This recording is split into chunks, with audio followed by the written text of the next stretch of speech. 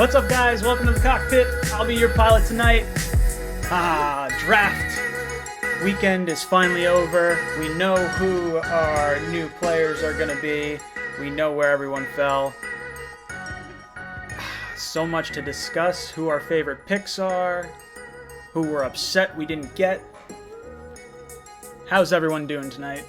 Is the audio alright? Sounds like it's alright. Cool.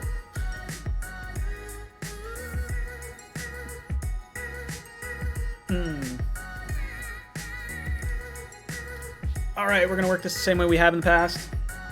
We are going to do comment questions first. Those are going to be in the comment bar, whichever way that is.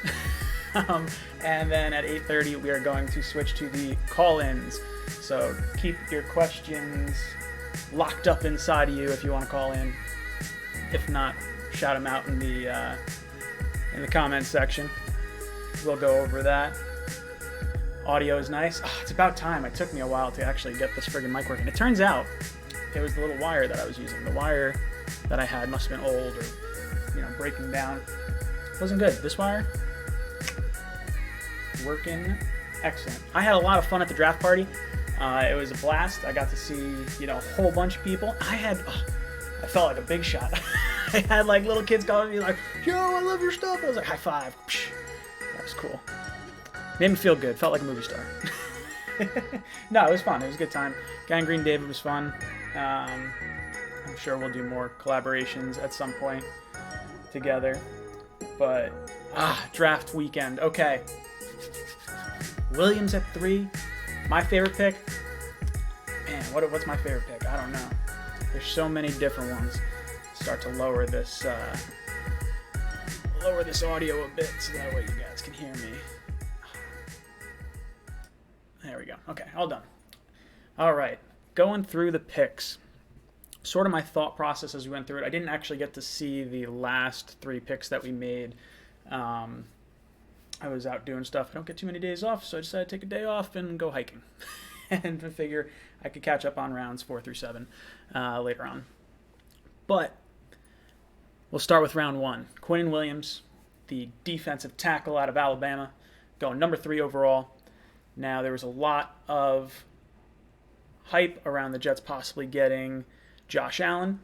If you guys were in the live stream last week, I was not overly hyped on Allen. This whole process, I've kind of been a little wishy-washy on him. I would have been fine if we took him because I do trust Greg Williams as a defensive coordinator and I trust his knowledge. But I do really think that watching the tape and my own eyes, I feel like Quinnen Williams was the correct choice. I think there were issues with, Josh Allen and his pass rush or lack thereof moves. And then, obviously, we get Ja'Kai Polite in the 3rd round. Has anyone had a worse interview at the Combine? Or any, man, he was terrible. He was so bad. But man, you look at him on tape, and he is a freak. He is absolutely a first-round talent, and getting him in the 3rd round is a steal. Now, I guess you have to say he's got to mature, he's got to grow up. Those are all things that are fair to say, I think. I think we do have the right locker room to take advantage of this. I think Jamal Adams is going to whip him into shape. I think C.J. Mosley is going to, take that leadership role. Leonard Williams, all those guys. This guy will not be an issue moving forward. I don't foresee it, at least. I think he's just awkward. He's kind of a weird dude trying to talk to other people. Edoga. Now, what do I think about Edoga? If you guys haven't seen, I did just drop my Edoga video today on my thoughts about him. But I will tell you, since you're here, what I felt and how I felt about him. Obviously, I think the Jets panicked. I think we wanted McGovern. That went to the Cowboys at number 90. And I think once he went, we were a little, scared, so we wanted to jump up that one pick. We heard someone was trading up. I believe it was the Ravens, if I'm not mistaken, that wanted to trade with the Vikings. And, the Vikings probably told us, hey, there's someone that wants to trade up with us. They're coming up to get, whoever. It doesn't matter. And we got scared, and we were like, oh, God. We'll give you a 7th-round pick just to fall back one slot. So that is how that worked out. And then obviously the Vikings did well because they got us to give them a 7th-round pick, and then still made the trade down with the Ravens. I remember, I don't know if it was Manish's tweet or Samini's tweet that had said something along the lines of like the Ravens offered X amount of picks to get up to the Vikings slot, and the Vikings said, hey, would you still take the deal if we traded down one slot with the Jets? And they were like, absolutely. So the Vikings made out twice. So they did really well. They got the guy they wanted, or the picks they wanted. They got 3 picks, basically. I think it was 3 picks. I think the Ravens gave up 2 picks to get up to that slot. Okay, so now we're talking... well, I'll talk Wesco, Cashman, and Austin real quick, and then I see people talking about Rosen in the comments. That's going to be a hot topic. I'm sure the Giants' picks are going to be a hot topic tonight. So Wesco, the tight end. Obviously, Herndon has a suspension looming, more than likely, for his DUI. He did plead guilty to that, so I do suspect we'll see some type of suspension from him. So I think that's, along with some of our other tight ends on the roster, I think, it'll kind of be a job share between those guys while he's out. Wesco can catch. He can block. He takes pride in his blocking skills.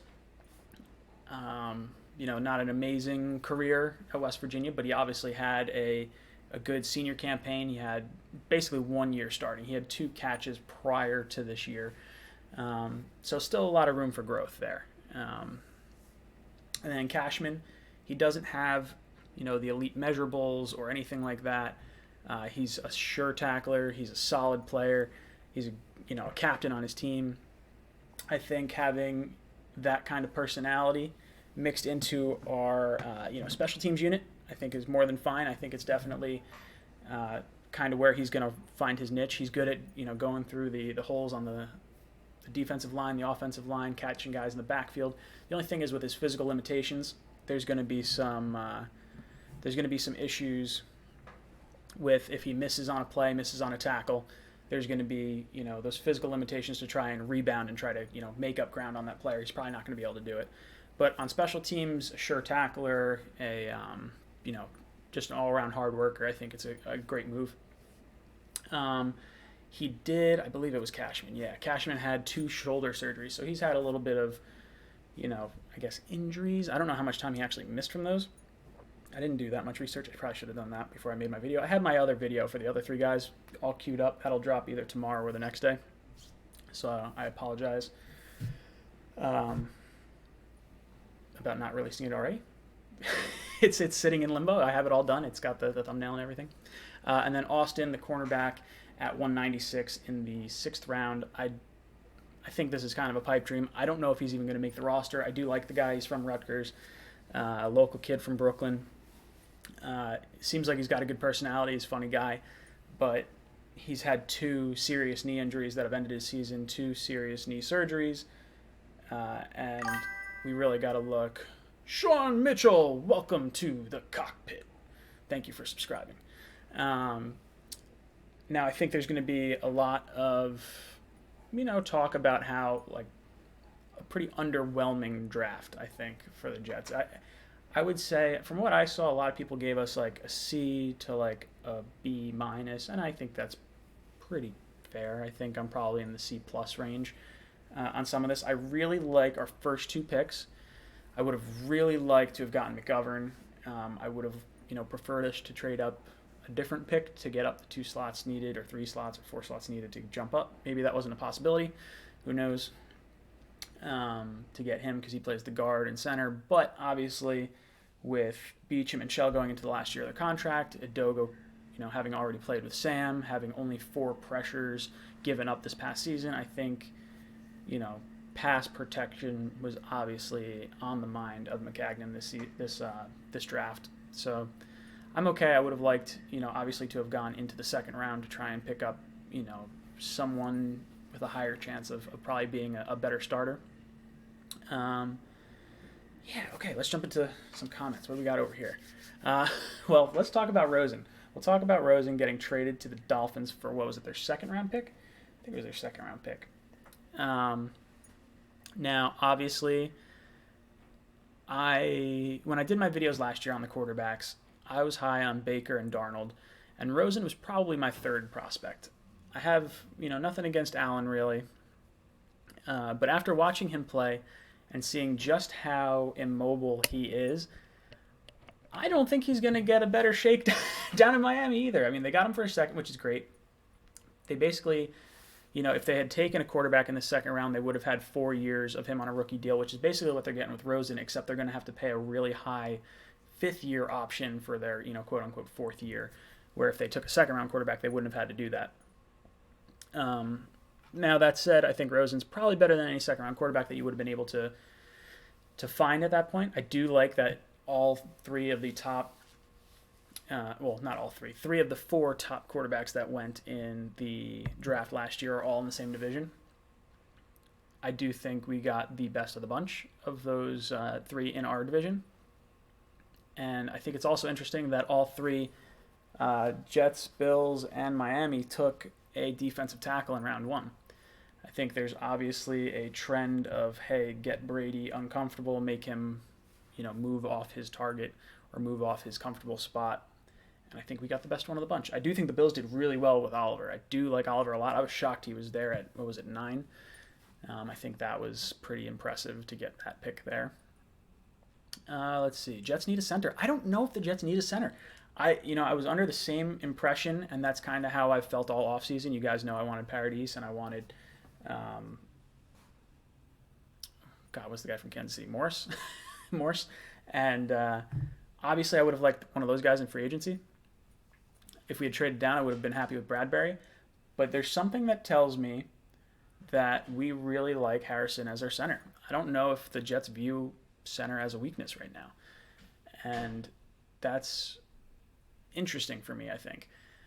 If that is in fact true, and they feel like we, upgraded with Osemele on the guard position, and then we draft Edoga that has, he can play left or right tackle.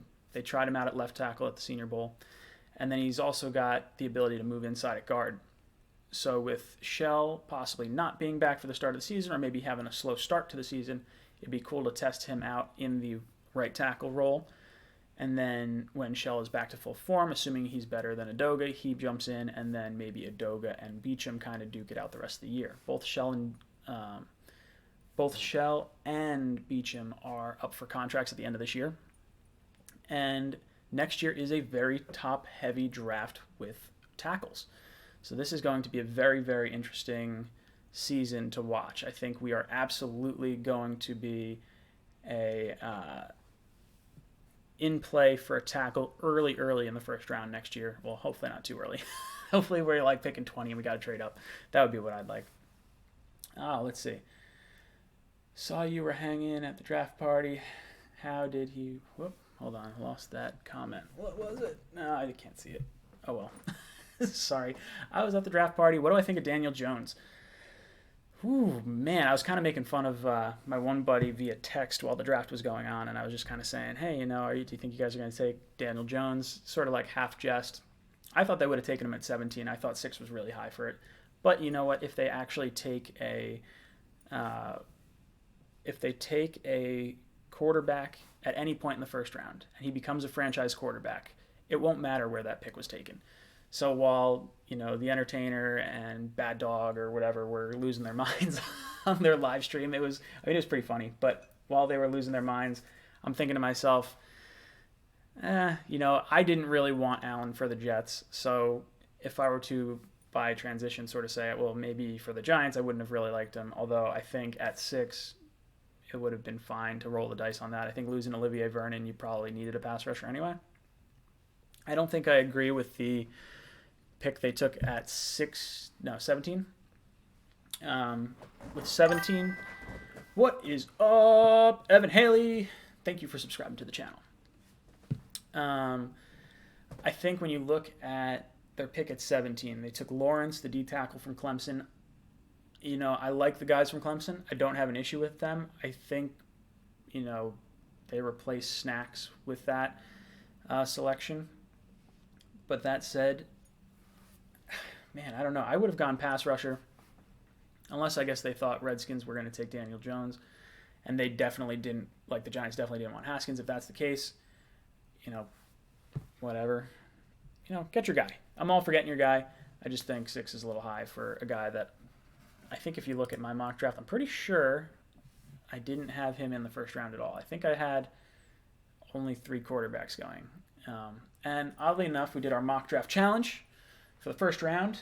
We had like 40 people in it, so shame on you for not joining the mock draft challenge. You had a shot at a shirt, but our winner was me. I scored the most points. I wound up looking at it like a day later, and I was like, oh, I wonder who won this. Who's going to get this shirt? And it was me. So, sorry. Got to beat me to win. I have a video of me at the draft party when the Jets picked If You Want to See Me. My username is JoeyIsAwesome31. I'll have to check it out. I like seeing, those reaction videos. Those are kind of cool. I had fun with it. I liked Quinnen Williams.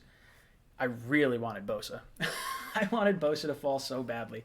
There was, the little bit of hope that with them taking D Ford, Quinnen Williams, arguably one of the best players in the draft. Bosa right there with possible health concerns, so maybe Williams was going to go 2. Obviously, I think Bosa was probably the best player, but I like it. I'm fine with the Jets getting Quinnen Williams. I think there is the potential for us to possibly move on from Leonard Williams after this year. It's going to be interesting. I think it'll be cool to see how much he actually demands. I'm sure, like any player or anybody in any career path is going to want to get paid like a top player at their position. The Jets may let him test free agency. I don't believe we're going to transition. Excuse me. I don't believe we're going to transition tag him because that is a ton of money. And I believe it's the top 10, the average of the top 10 at your position, which now that pass rushers are getting so much, now maybe they can say he's a defensive tackle and tag him under a weird sort of transition tag, then I'd be cool with that. I would have been fine with, I don't know what that figure would be. I'd have to actually look into it. I would like us to re-sign Leonard Williams. I think he's one of my favorite Jets right now. I think he is a fun player to root for. I love the hair. I love, just his attitude around the whole team in general. I think we have a lot of good guys. I thought Mo was kind of a dirtbag. Sheldon, I loved Sheldon, but, he kind of wore out his welcome. I don't see Leonard, getting in that type of kind of mindset. I think the Jets are going to be a fun team to watch this year. As far as trading down, I would have loved to have seen the Jets trade down this past, at 3 overall. I'm sure there was some type of offer on the table. I don't know what it would have been as far as, was the Redskins possibly offering anything. Obviously, there was not enough, draft capital put in place for the Jets to want to fall back however far they were possibly going to go back. And with the way the quarterbacks fell, I don't think there was really a whole lot of interest. I don't think, maybe they offered a second-round pick straight up to fall back to 6 or to fall back to, wherever, you want to determine that spot or slot to be. And I don't think it would have been worth it. I think taking Quinnen Williams was the right decision. I think he's a generational type player. And I had an argument with someone on one of my videos the other day about how look at all these defensive tackles and everyone was supposed to be like a great top 10 pick and whatever. That's kind of tongue in cheek because there's a lot of D tackles and a lot of players that go in the top 10. And man, this seems like it's a little. There we go. Now we're a little clearer. What's up, Baseball's Future? Thank you for joining the Cockpit and joining the channel. Where was I? What was I saying? Something about, D tackles and going early in the draft. Now, I think he's the best D tackle to come out since Aaron Donald. And honestly, he's probably ranked higher than Donald as far as their overall metrics go and the hype around them. Now, I don't know if he will be, even as good as Donald. I don't expect him, to just blow the doors off everything right off the bat. But the hope is that he'll be, close to as good. And if that's the case, if we're getting Aaron Donald type production, dude, you don't need an edge rusher to be that good. But I do think Polite is really good. I think we got a steal in the second round or the third round with our second pick, our second overall pick, not third round pick. Oh, that's confusing. 68 overall when we took Polite. Obviously first round talent. I think he just tanked the combine, and the interview process was just so bad. What else are you guys talking about in there? What do you think of Le'Veon Bell skipping voluntary workouts? Obviously, I want to see him there. I think he's making an issue. He's turning something that should have been a non-issue into an issue, and that sort of bothers me. I'm not really overly concerned about it because, it's a voluntary workout. I know when I was in football or track or anything, and every time you had a captain's practice or a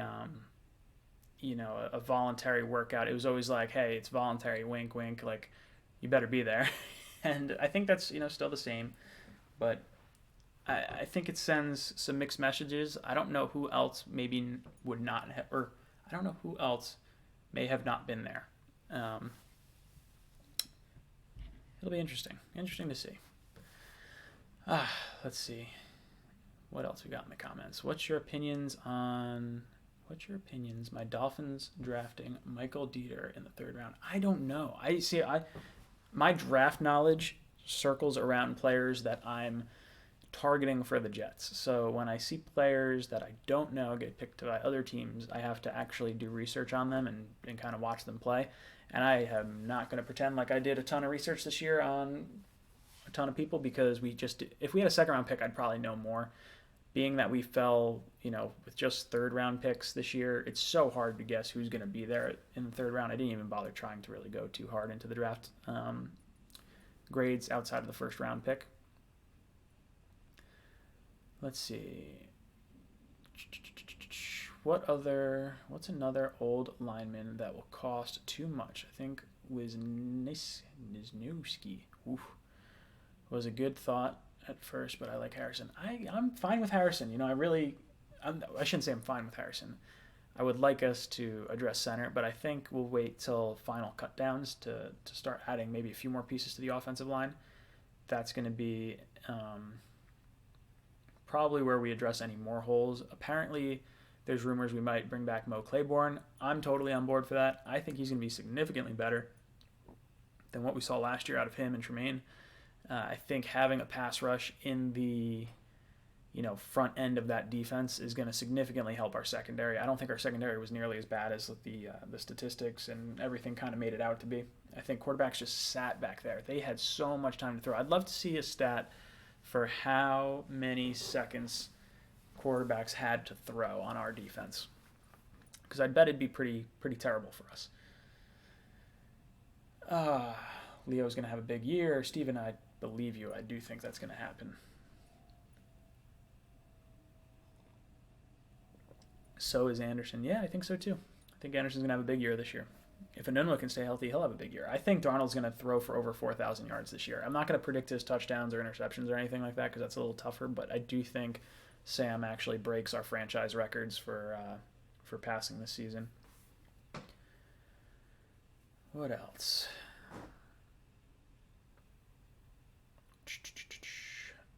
Thought we would bring in another wide receiver. Sam truly doesn't have a number one, at least not proven. That's true. I think when I started seeing some of those players falling in the 2nd round, I was really hoping we were going to package Darren Lee and a 3rd round pick, or maybe both 3rd round picks, to move up and get maybe a falling wide receiver. And there were a bunch of guys that were there, A.J. Brown or Metcalf or, some of these guys. I wanted Hakeem Butler. Where the heck, what? I don't even know where he went. Hakeem Butler. What round did he wind up falling to? Go to his wiki.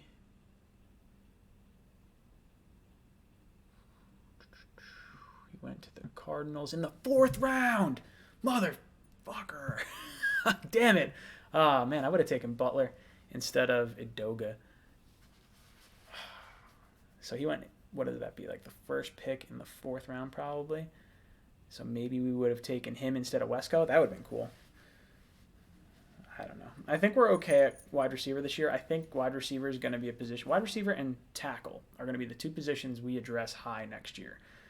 Whether that's the 1st round and the 2nd round or free agency in the 1st round, I think we're going to go big time for a receiver, especially since a lot of our guys are up for contract. or I guess not a lot of guys. Robbie's up for a contract, so we'll see how he plays. And then if he earns himself starting money or, however much money he gets, it'll be interesting to see. Wasted picks on handicap player. Yeah. Handicap player. You're talking about our late round picks? I think you're talking about our late round picks. I agree. It's Austin, while a late round pick may not even make it out of HR. Wesco replace Tomlinson. That'll be interesting. I guess I could see that. I don't think Wesco is anything over the top. I like him from what I watched of him. He seems like he's hard to bring down. He doesn't have a ton of speed. They'd used him a lot in the read option, is what I noticed. A lot of those like kind of over the top, fake to the running back on that, running back handoff, and then pull that linebacker in, drop it in over top of him. So I saw that a lot. So maybe we run some of those plays with Darnold and Bell, and then lob it over the top to him and Herndon. I could see that. Could definitely see that. Fun fact: I am drinking American Beauty tonight. Land Shark. It's all right. It's not too bad. Ooh, 3 minutes till we start doing calls. 8:30 is when we're going to do calls, guys. 8:30. What other questions we got in here? Julian, Love. Man, all these comments are moving so fast, I'm not going to be able to read them all. Let's see. Ja'Kai Polite will be a huge threat this season and on the outside of Anderson and the Williams boys. I completely agree, Lou. You are completely right. I think I'm really high on Polite. I was kind of surprised. I was actually surprised how well that video did of mine. That was a fun one to do. I was watching all his highlights. I'm like, God, this guy just has a bull rush. He's got a spin move. He's got a swim move. He's got the speed move where he dips the shoulder and chops the arm. And, man, he just looks like he is way more polished than Josh Allen. I think the combo of Williams and Polite is going to be way more deadly than, say, taking Allen at 3 and whoever we would have gotten at 68. I'm happy we passed on Allen and got those two guys. I'm really happy with our first 2 picks. The third pick with Edoga, obviously I want to see him do well. I do expect him to see significant time this year because we're not gonna want to go into the offseason not really knowing what he's about. With Shell and Beecham both being up for a contract, you're going to see us definitely target a left tackle or something in that capacity. I think regardless of how Shell and how Edoga do, we're taking a tackle at the top of next year's draft. And worst case scenario, Edoga or Shell, whoever it is going to compete for a guard position. Or they're both going to duke it out for a right tackle. We'll see. That is kind of my take on those things. Let's see. Let's open the Google Voice. We'll get ready for this stuff. Now, I'm using the mic, so if the mic has some echo, let me know when we start taking calls, and I'll throw in the headphones. But for now, I'm going to try and roll without the headphones and see how it works. And we are going to start taking calls in the next minute or so.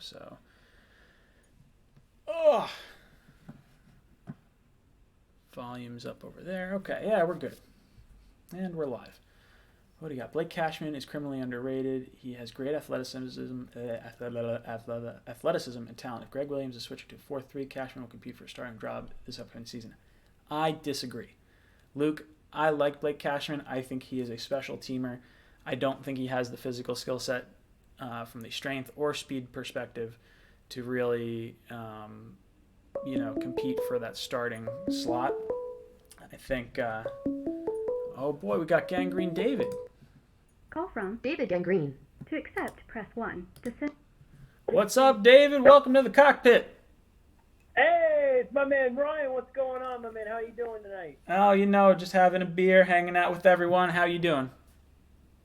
Not too bad. Still buzzing from this draft. Well, first off, I want to start off by saying what a fun time it was with you, man, Thursday night. I could not have had any more fun person collab with you doing that live stream. Oh, yeah, that was a blast.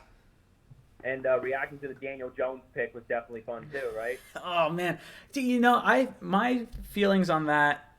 He was absolutely overdrafted. I would not have taken him at 6. I don't Nope. I don't think he's the quarterback that they want him to be, but if he pans out, I don't care if you take him at 6. It's, a franchise quarterback is worth a first round pick regardless of where he's taken. I think he Yeah. would have been there at 17. So I'm reading the chat right now. Luke says, "When will we see more Gangrene David on the stream?" I'm sure we will have you on here soon. Again, I like doing the live stream stuff was pretty cool because I like bouncing ideas off, back and forth. It was a lot of fun, especially since I bought my new Sam Darnold jersey. It was definitely fun, but the draft itself, I enjoyed it relatively till about the 4th round. I think that I do like the first 3 picks. Ja'Kai Polite was a great pick, especially he was the 2nd best pass rusher behind Josh Allen. And you mentioned it. His bull rush is fantastic. He's got a phenomenal burst. He's actually got a spin move. He's got a swim move. And I think with him and Quinn Williams, I think that pass rush could finally be set in a sense. But however, I think the 4th round pick, it's not so much the player I didn't like that we drafted, it's where we drafted. It's the position, you mean? The 4th round, we had a wide open opportunity at Julian Love, the corner out of Notre Dame. That's the guy I wanted in the 4th round. But I didn't understand, why did Mike McCagnon basically trade down twice for a blocking tight end? I'm not bashing the player. I do like the player. I can see the upside. I think the value's pretty good. Great blocking tight end. I think he's very versatile as well, has the potential to be a pass catcher, and could be the replacement for Eric Tomlinson. But I don't understand why he traded down twice. He could have addressed not even just the corner need. Even you could have traded down once. You could have gotten that your center in Eric McCoy, and you still had that 5th round pick of yours. You could have gotten a blocking tight end. That's what I didn't understand. Yeah, I think tight end for me was very underwhelming. I didn't think that was a position in need. I would have been fine with us just passing on that position. I think cornerback definitely was a bigger need. And then Cashman, I like Cashman in the 5th as far as the player, the personality. I think he's going to be a solid special teams contributor. I don't think he's really going to be competing for starting snaps. I would love to see it, but I just don't know if the speed is there or the strength is there to really, rebound from, maybe a missed angle or something like that. No, yeah, that's a good point on there. And, of course, another thing about the 6th round pick, LaSwan Austin out of Rutgers. I mean, rumor has it, I believe he had 2 knee surgeries. Is that correct? Yep. Yeah, he I believe it was 3 or 4 games into his 2017 campaign. He tore an ACL, and then he re-injured his ACL in the first game of last year on an interception, I believe. He got an interception, and he tore his ACL again, and it was just... It's tough because you want to hope the kid is all right, but you worry about his health and what if he's going to be a viable option moving forward. He may not even make the team. That's the kind of pick that was. Yeah, I think that was a very low risk, high reward pick for Mike McCagnon. I really didn't understand that pick too much. Yeah. I mean, a lot of people were saying, draft a center. Of course, a lot of the centers, you saw them going off the board, but all of a sudden, you're like, oh, well, thank you so much, Melvin. I appreciate that. Angry Dave, man, I appreciate that. Jet Central, that's a good question. But in regards to, I forgot what I was talking about. I just lost my train of thought. But no, I think I know. So a lot of people are like, we should draft a center, and I completely agree. Center's definitely a position in need. What I'm most concerned with now is that Mike McCagnon is going to be moving forward Jonathan Harrison. I hope to God he does not.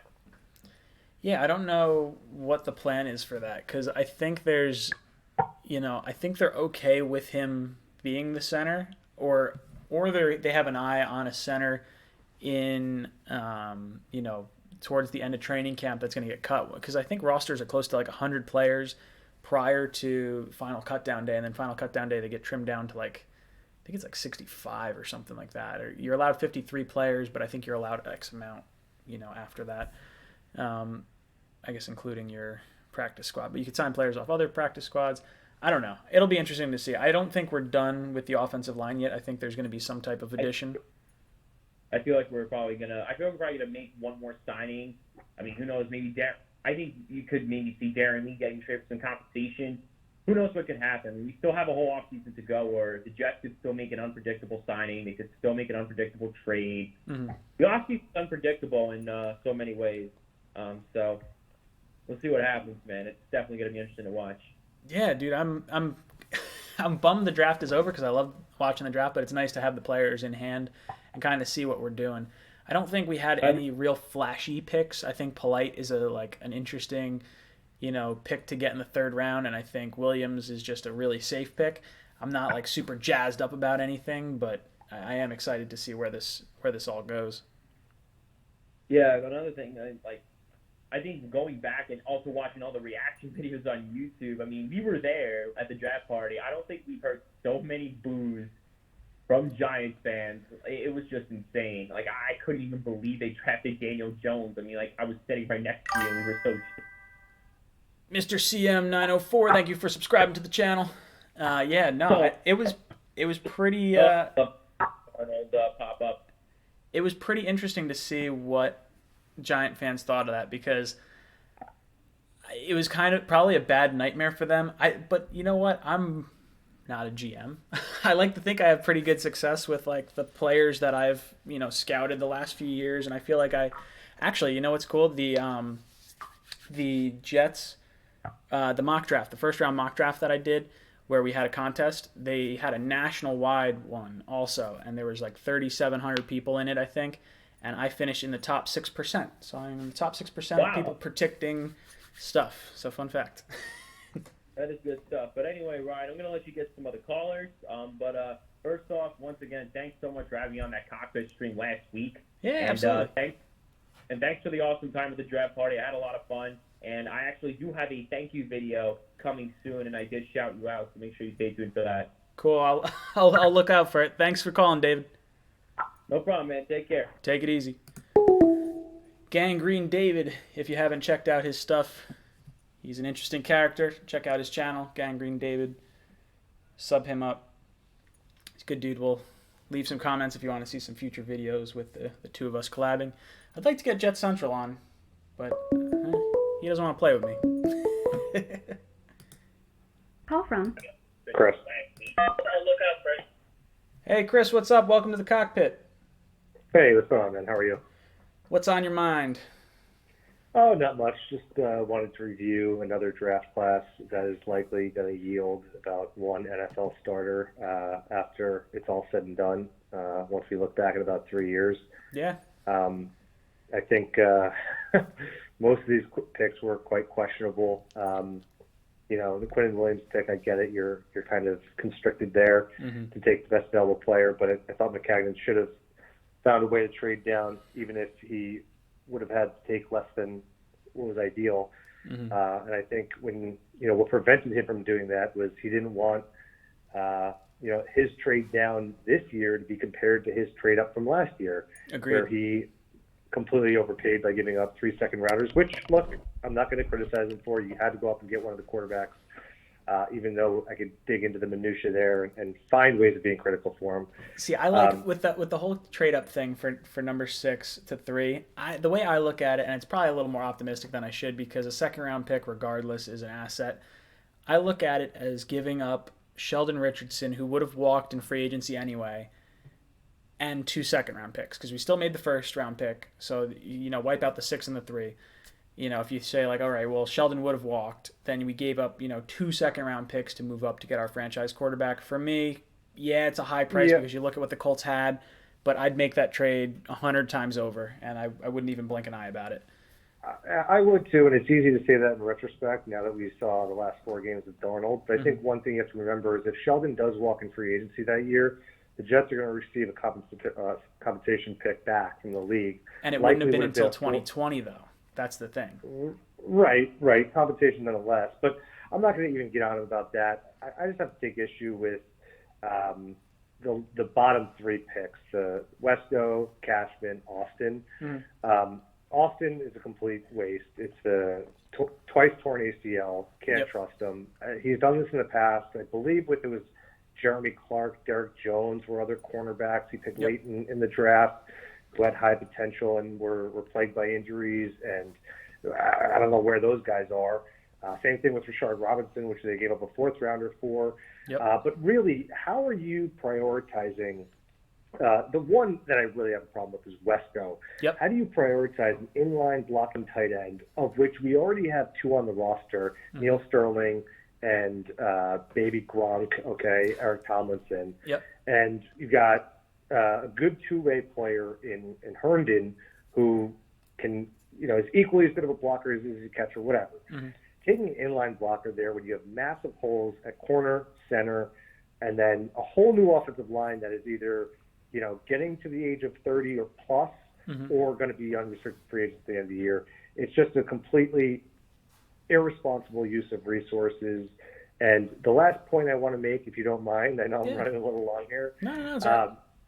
is if you look at this draft class, and what McCagnon has done in free agency, this year's free agent class and the draft class is basically him covering his tracks for a poor track record in his first 3 years. This guy never picks Quinnen Williams if Leonard Williams is the player we thought he should be. If Nathan Shepard is this up-and-coming talent that we think he's going to be, you don't pick Quinnen Williams there.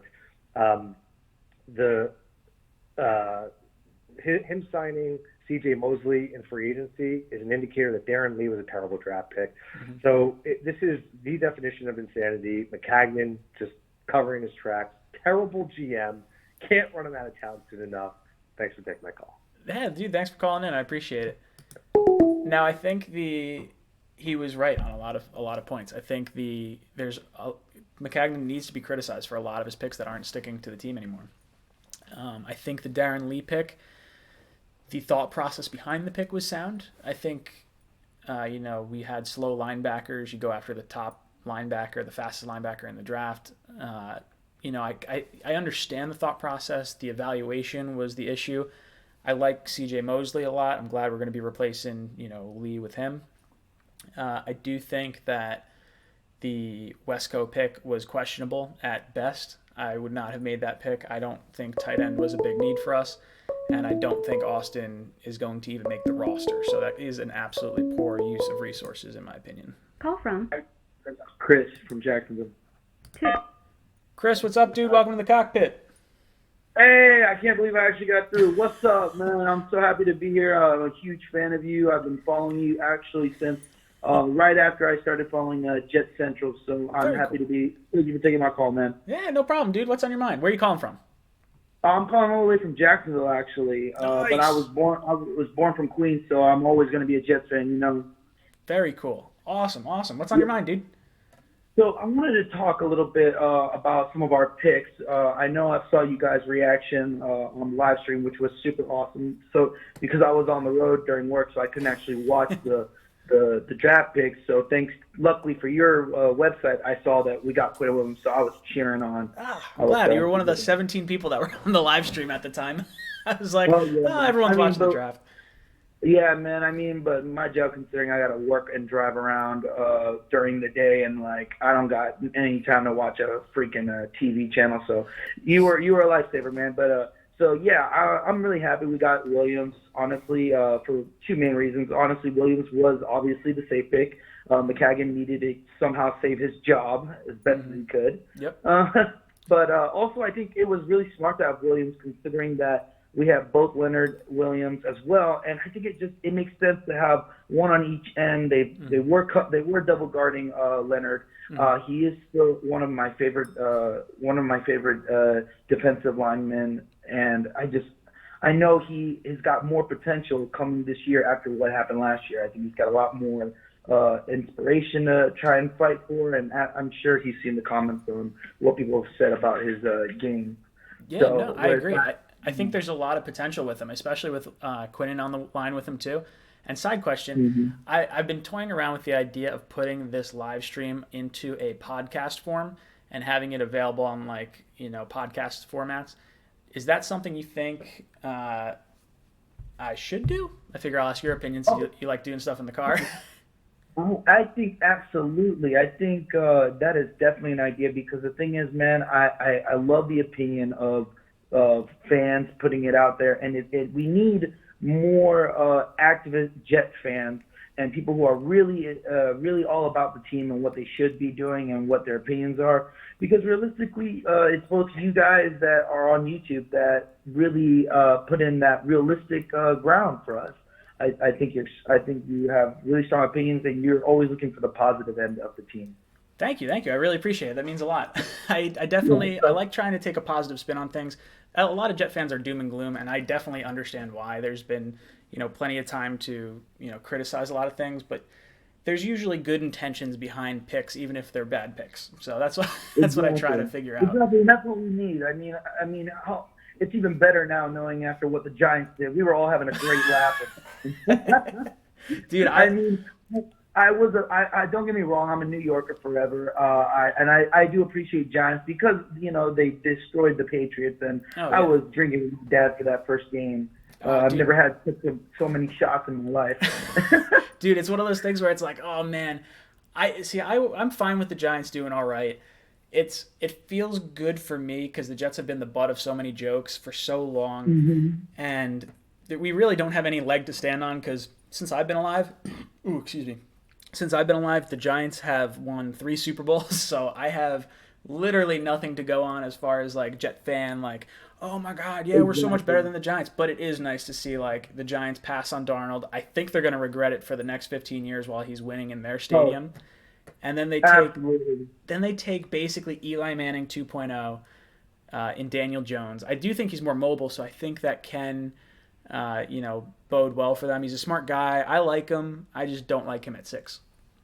Gotcha. No, I totally understand. Agree. Like they totally could have gone Josh Allen first and then waited on the other guy way much later. But I wanted to get one last good question. Sure. What is your opinion now that we've got Josh Allen on the Buffalo, we've got Josh Rosen on the Miami, and we have our guy Sam Darnold, and they're all most likely young rookies. Last year we've got 3 of the top 5 from last year's draft picks, and they're going to try and compete to overthrow Tom Brady. Like, what's your opinion on their goals to succeed him?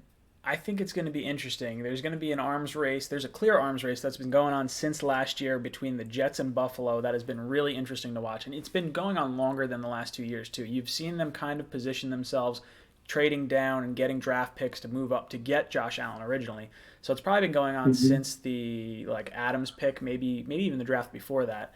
And I think those 2 teams are going to be in way better positions to overthrow the Patriots than Miami. I think Miami's a bad team right now, and I really don't. Yeah. I don't trust them. I don't like Josh Rosen. He would have been probably my 3rd choice. Now looking at it, I probably would have taken Josh Allen over Josh Rosen now, knowing what I know now. But I do not think that Josh Rosen is going. I said it in my video. I think he's going to be a quarterback that's going to be an obsolete style of play, where he can't run around outside the pocket. He doesn't have to run a lot, but just be mobile. And I don't think he's mobile. I think he's a statue. Yeah, I won't lie. I was kind of one of those bandwagons where people were like, "Oh, Josh Rosen is a peak player and everything." And I guess also because I heard that he was going to be Jewish, and I'm like, "Oh my God, a Jewish quarterback." That's awesome. He's also going to be really cheap and really pricey, but at least he'll probably be worth it. No, he'll wind up being expensive. He's going to save every penny for that contract. Exactly. Well, that's bad. I'm gonna get demonetized for that. Well, I'm sorry about that. But man, thank you so much, man. Keep doing what you're doing. You're an awesome fan, and I can't wait to see more of what you say as we see the Jets rock this season and move forward and make it to the playoffs. That's awesome, dude. Thanks for calling in. I appreciate it. No problem. Thank you, man. Very cool. I see my buddy #sports in there. Guys, I apologize. I haven't watched any of your videos recently. I just went back to work, so I really haven't watched any videos outside of, my own. I guess I watch my video like a few times when I post it just to see what I said and the weird facial reactions that I make and see what I could do differently. I don't know. But I like watching your stuff, and I just haven't had a chance to be over there and watch it. You know what I have been watching, though? Bum bum ba ba bum bum ba ba bum bum ba ba bum bum bum bum ba. How awesome was that battle last night? No spoilers for people that haven't watched it. But I love that the Jets tweeted out the thing they tweeted out today, and I'll keep my mouth shut. I won't say anything. Call from. Very cool. I see my buddy hashtag sports. Guillermo. To accept, press. There's my buddy. What's up, dude? Yo, what's good, man? This is Guillermo. How goes life? Life is so-so with this Jets draft, man. I'm like, as usual with the McCagnon draft, you like the first pick, and then it's like you gotta like look for video for like the mid-rounders, and then Yep. somehow expect like an undrafted guy like Dortch to like somehow be a contributor, because McCagnon, he has like this weird thing where he can only pick first and like undrafted, but then like everything in between is kind of so-so. But I heard there was rumors that Gase and McCagnon were at odds over some of these draft picks. And you know why? I believe that because McCagnon, I think he's one of these guys, you know, he comes from a scouting background, and I think that, you know, I think Gase he wants as many offensive weapons as possible, which is understandable, right? If you look at certain games that the Jets had, like that Chicago Bears game, where, I mean, look, we let Trubisky kind of run all over us, but we still had somewhat of a chance late. I mean, I know that it kind of looked like we got killed, but remember, I think we were out without a Nunwa and Robbie Anderson. Mm-hmm. And I think at like when we made the Wesco pick, I can see Gase like screaming to get a guy like Butler. Dude, I'm glad I wasn't watching the draft when we picked Wesco, because I probably would have thrown my phone at the TV. I was heated. The second and the third day, if you saw me at the gym the third day when we didn't take Kellen Harmon, like I look like a psycho. I'm talking to myself. I'm like, yep, I just kept saying, oh, no Harmon. And I'm just like, this. I think that McCagnon, he has a problem working with coaches. If that it doesn't make sense. I mean, look, he's always been a scout. He's never. This is the first time I think he's been a GM role. So he doesn't. I think when he makes these picks, he's only really thinking about himself. And look, Gase is kind of. I don't say he's a lame duck, but he's not really. You know, he was kind of just brought over here, and it's like, hey, if you could do something with Darnold, you could keep your job. If not, we're not going to keep you on for long. And I think that McCagnon has kind of seen that. Plus, he wants to like draft and say, these are my guys, because if I don't hit this year, I might get fired. Which I can understand it, but you have to be in synergy with Gase, man. You got to be in synergy with your coaches. You got to be in synergy with what's going on, right? Look, Wesco is a nice guy. You know, he's a good blocking tight end, but he's not necessarily athletic, and, you know, he's been kind of underused. But why not pick up a guy like Hakeem Butler? Oh, man, I wanted Butler. I wanted Butler so bad. Dude. I really did. You telling me with all those plays that Darnold has made. Look, I love Darnold. People can get on him. Darnold did more with less, I think, compared to Baker. Baker, I like Baker as well, too. I think that draft class last year was fun to watch. Yeah. I also think Josh Allen's going to be great if he gets some weapons. But I like Josh Allen a lot. I didn't like him a whole lot going into last year's draft, but he proved me wrong a little bit. I still think he's a little all over the place with his accuracy, but man, those legs are special. Well, but put it like this, though. Look what, and this is the thing, and I know you got other calls, but this is this is the difference between John Dorsey and McCagnon. Mm-hmm. John Dorsey is literally loading up. He's literally taking like a little fat kid with like who just asked for a piece of cake, and he's just stuffing like just fast food snacks, McDonald's. He to the point the guy's like, okay, we got enough weapons. This is too much, dude. That's what you're supposed to do for a guy like a Darnold. Get as many weapons. Get the Butler. Get the guy to possession. Get the YAG guy. Get the YPA guy. Get the goal on guy. Get the red zone guy. Get everything. Just stuff as many weapons and make this team as dangerous as possible. I understand the defense. I love the Quinton pick. Yeah. And I like the Jakai pick too. If we could get this guys, I know we had some stuff with the combine and his attitude, blah blah. But it's back and forth. Like you've never heard this guy going out getting drunk and screwed up or whatever. So there just might be some maturity issues which we could work on. You got Jamal Adams. You got guys like Leo. You got young leadership in the team that I think could bring the right way. But guys like Wesco, look, get Darnold as many weapons as possible. I do like the Greg Dortch thing, even though he's only 5'7". But you got to get Darnold some weapons, man. So look, I'm optimistic for this year because I love Darnold's makeup. I love his poise, man. Even if you watch some of the games that we lost, like you watch that Patriots game, I know we got killed, but some of the throws he was making, you're just like, you can't teach that, man. So look, I just signed on to your channel, man. So salute to you, man. I love the hat, man. You look You look like. Dude, every jet needs a pilot. I will be that pilot. I like that. Dude, you better copyright that or whatever. Dude, I've been saying they should that. have our mascot should be a pilot, and they could do all these Top Gun references and everything. It should have been a pilot forever. I love it. I love it because I can't take fireman at that.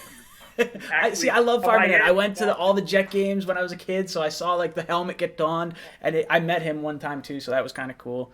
But man, how bad were the jet chants after he left? And then when he came back, they wound up being like real good. I don't know if he's actually, active in the community anymore, but God, those jet chants were so much better with him leading them. There's someone else needs to take the torch. But can I just say one more thing about sure.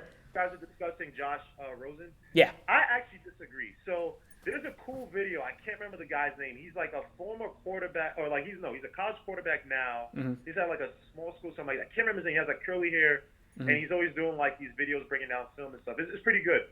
And Josh Rosen, honestly, last year was not given a chance. I understand. Look, he has clay feet. He can't move. Mm-hmm. But one thing I realized, and I think that he might benefit from having Flores there. Mm-hmm. You got to make that offense quick twitch, right? Yep. Look at what Brady did to the Chargers, right? They could not get a hand on him. You talking about Joey Bosa? You're talking about the linebacker from South Carolina. I can't remember his name now. Escaping me. The one that I wanted to forget, but we got Copels. But oh yeah. Are you talking Ingram? Melvin Ingram. Thank you. Like, they could not do anything against the Patriots last year because literally it's three-step jobs, slants, is quick strikes. And I think that a guy like Rosen, actually his issues, but honestly, they had the wrong offense, the wrong terrible offensive line from the wrong offense, 7-step drop back. So it's like, dude, he doesn't have time to have a 7-step drop back. So I'm not that I'm hoping, but it would be cool to see Rosen do well in the Dolphins, except when they play us, and hope they do worse than us. But I think Rosen, if you get him enough weapons, quick twitch, three-step drop back, West Coast offense, I don't know what Florida's going to implement, and have a running game to offset it, right? I know they lost Frank Gore, but you have Steph Kenyon Drake, who's decent. Have it so the ball's out of his hand quickly. Get him protection. I think they always stuck with guards. I don't know how their offensive line is now, but I think they had decent tackles, right? Like Laramie Tunsil and all that stuff. But I know their guards suck. They're like one of the worst in the NFL. So yeah, I don't know. I have to say then. Oh, my bad. No, I was gonna say I think their offensive line is terrible. I think they're gonna. I mean, yeah, you got Tunsil, but I think when you look at their line, at least with the Cardinals, they had injury issues. So it was like, oh well, Rosen will get better when that line's healthy. And then now he goes to Miami. The line, even when it's healthy, is not very good. I don't know. I do want to see him do well because I do like Rosen. I think his personality rubs me the wrong way, but you know what it is? And it's the same thing with me. When you're trying to be nice, like he has a face that it looks like when he's trying to be nice, he looks sarcastic. He's got resting bitch face for guys. Yeah, but that's what it is. Right? It's not like angry. It's just like resting asshole face. Like, yeah, exactly. He has that look where he's like smug. You just want to punch him in his face all the time. But it's like you have a face I just want to hit. Yeah, exactly. What movie is that? That's freaking. I don't know what I can do about that. Oh God, it's like it's not super bad. Oh God, is it Role Models? Is it Pineapple Express? No. God damn, it's one of those kind of movies that was around that time frame. It's like I think it's Role Models. I never saw Role Models. Oh God, I'm not sure. I don't remember. But thank you for the call. I appreciate it. Thank you, man. Salute to you, man. Peace. Boom. Hashtag Sparks. I saw your comment about not N'Keal Harry. Yeah, N'Keal Harry. Do I think N'Keal Harry is going to be the next Gronk in New England? Step Brothers. It was Step Brothers. That's what it was. That's good. See, I knew it was one of those. Okay. D-Mac, my buddy, he's in there. All right. Call from Vinny. There he is, Vinny. I was wondering when you would be calling. What's up, dude? Nothing, just like you, chilling, rocking a Donald jersey, drinking a cold one. There you go. I like it. We're hanging out. What's on your mind? What'd you think of the draft?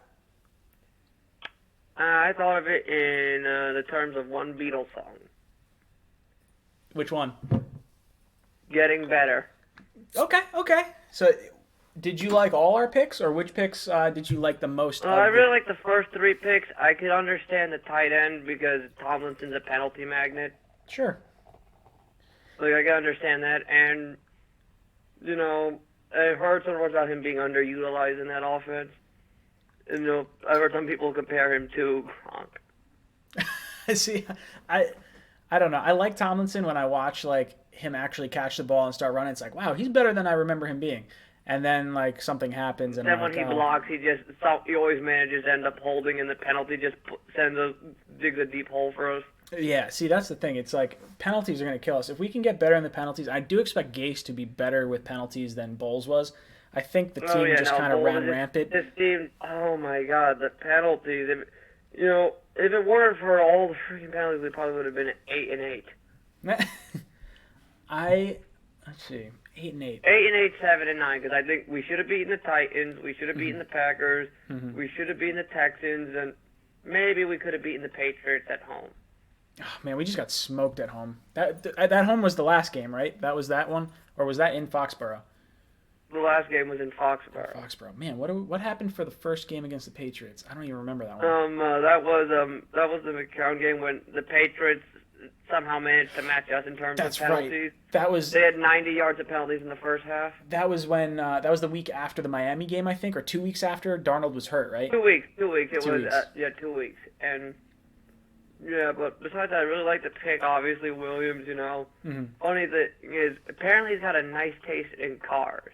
Oh yeah? Did you see the video He said he planned on picking up a '79 Camaro. Oh, there you go. I'm bummed. I made my video about him, and then I saw a video after that I wanted to include in my video about Quinnen Williams sneezed during an interview, and he goes, "Achoo!" He goes, "Oh, God bless me, thank you," and he like thanks himself and God blesses himself in the same sentence. I was like, oh my God! I was like, you know, I really like this guy. I think he's a funny character. He looks. I mean, I guess he is young. He's 21 years old, but man, he like. Yeah, I think they're calling him Babyface. Yeah, they call him Big Baby.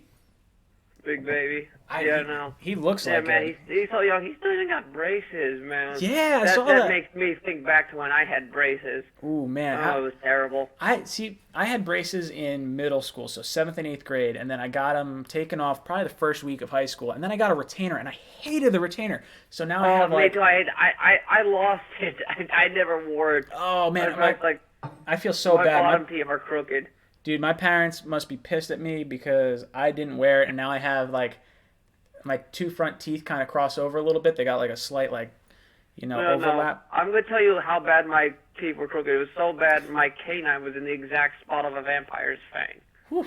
Well, they're kind of like that anyway. It's like sort of sharp, or were they like kind of pushed out a little bit? No, it was just everything was everywhere, and no. I think my front teeth one was all the way pushed in. Dude. I mean, also because that's also how I lost my first tooth. Oh yeah. While playing a goalie in Pee Wee soccer. I think I don't remember how I lost my first tooth. I remember losing a tooth. I was eating a Now and Later, and I bit down, and then I like pulled up, and I didn't even feel the tooth come out. But when I bit back down, I bit something really hard in the Now and Later. I was like, oh, that really hurts, and I spit it out, and my tooth was lodged in this like gummy Now and Later. No. It was gross. And then we had to use fishing wire just to pull out the remains. It's half out of this fishing wire. Ugh. Man, I'm glad I don't lose my teeth anymore. Or I hope I don't lose any more teeth. I got to go to the dentist. I haven't been to the dentist in like 3 years. Yeah, no. Yeah, but about the draft, I know all people are mad about McKagan not addressing the center. Yeah. But I was actually listening to the Michael Kay show, and they interviewed him. Yeah. What did he say? Well, basically what he said, typical. It wasn't a center that was worth the value of the pick. They didn't feel it was worth the value of any of his picks. Yeah. And then he talked about, obviously, the ways to address it. Because, there's still a long time before September when they start playing. Oh, yeah. So, there's obviously, he said undrafted free agents or, signing someone who's still out there, making a trade, or what I think we'll probably do is pick up someone when roster cuts. Yeah, I agree. I think that's like probably one what's going to guy wind I've been up thinking about because the Vikings, they picked up Bradbury. Yeah. Dude, how about that? People were losing their mind when we traded out of that third-round pick and the Vikings took Elflein, or however you say his name. And I've been pounding the table. I was like, you know what? I wanted him in that pick, but... What position is he? He was a center, and the Jets traded out of the pick the year that we Wait, took Stewart. The Vikings draft 2 centers? No. This was 2016. This was the Lee draft. Or actually, no, I think it was the Adams draft. It was 2 years ago. Oh, no, yeah, that guy, yeah, that's the guy I'm talking about. Yeah, so people because lost their it looks mind. like there's a high probability of him being cut, so Yeah. that could be a guy that they target. I could see them targeting him, but at the same time, he wound up being, like, I think our center, Long finished like 34th or 35th overall, and I'm pretty sure Elfline was like the 32nd overall center. The Vikings' offensive line has been terrible, and I don't know if I want to invest. I think I'd rather keep Harrison. I also think he had an injury. I also think he had a couple injuries that sidelined that hampered him in his sophomore season. I could see that. Yeah. So I mean, I could see them doing a low, be a low risk, high reward type of scenario, like a low risk, prove it deal. Sure.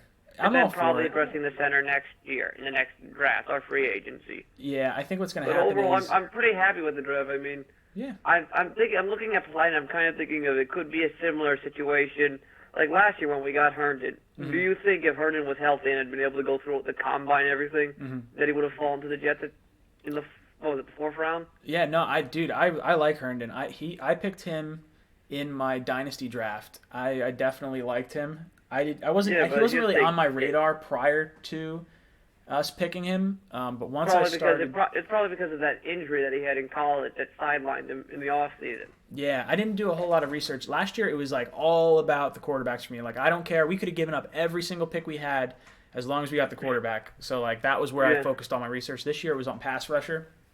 And I really like Polite. I think we got a steal. Yeah, no, I'm really high on him because, like I said, if it wasn't for his bad off season, he probably goes in the. Probably was saying, if it wasn't for his bad off season, he goes in the 1st round. Dude, his combine was terrible. I mean, he got injured. I think he hurt his hamstring, and then pulled his hamstring, because he tried to bulk. I think he tried to bulk up to get a bit heavier. He did. He gained 20 pounds, and he was running the 40. He was practicing for that. Pulled his hamstring, and then his interviews at the combine were just miserable. They were so bad. I don't know if I've seen someone worse in an interview for. Yeah, well, sometimes they do ask some pretty bad questions. Yeah, you know what? The guy looks like he can play though, so I'm all for this. No, yeah, you can have a bad combine, but still, we've seen the combine warriors who stink it up, and then we see the guys who have the terrible combines, become incredible. I mean, we don't need to talk, we can just Google and just look at Tom Brady's, dash, and we can just say, and just, oh yeah, we know what he's done, and we know he did not have the best combine. Yeah, you look at Tom Brady, he had a terrible combine, but he still ran faster than Metcalf. Metcalf had what was it? Was it the shuttle time and was it the 3-cone drill? There were two things that Brady had better stats in than Metcalf, and I was just like, this is ridiculous. Yeah, no, I don't know. Pay attention. Yeah, but also, I was watching your guys' reaction when you saw the Daniel Jones thing. That was hilarious. Yeah, I was like, you know what? I don't know. I would not have taken. I'm not high on the guy. I just don't think he's got the arm strength to play in the Meadowlands. I tend to agree. I think when I watch him on you highlights... Check this out. You should check out this. I made a video after that. It's called a Jets fan's reaction to Daniel Jones. It's on my. Just Google it. Just YouTube it. Yeah. And you'll find it. It's hilarious. Dude, I'll look it up. I have No, I made it. It's basically like a Jets fan. Because we know that Jets fans have been mocked like heck. Oh yeah, dude, we've been tortured for years. Like heck, I once got heckled picking up dog food for my dog by a Giants fan. So I made a video just where it's like, I took a video of, you know when people take foreign videos and change the subtitles? Sorry, I was trying to read one of hashtag sports comments, and he said you know where people, the videos where people take foreign videos and change the subtitles to make them say whatever? Oh yeah, of course, dude. I'm a Godzilla fan, it's one of those videos. I used to babysit these two kids, and we got to a point where we were running out of games to play, so we threw on a Godzilla movie, or it might have just been a regular movie, and we just got the idea from Godzilla, and we turned it on mute, and we just started faking all the names and saying ridiculous things.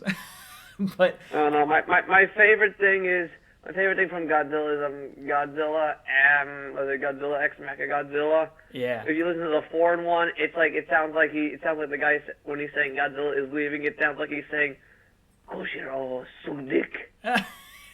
Dude, I could watch any terrible sci-fi movie headlined by Godzilla, and I would absolutely, you know. Oh, you ever seen the one? You ever seen the Smog Monster one?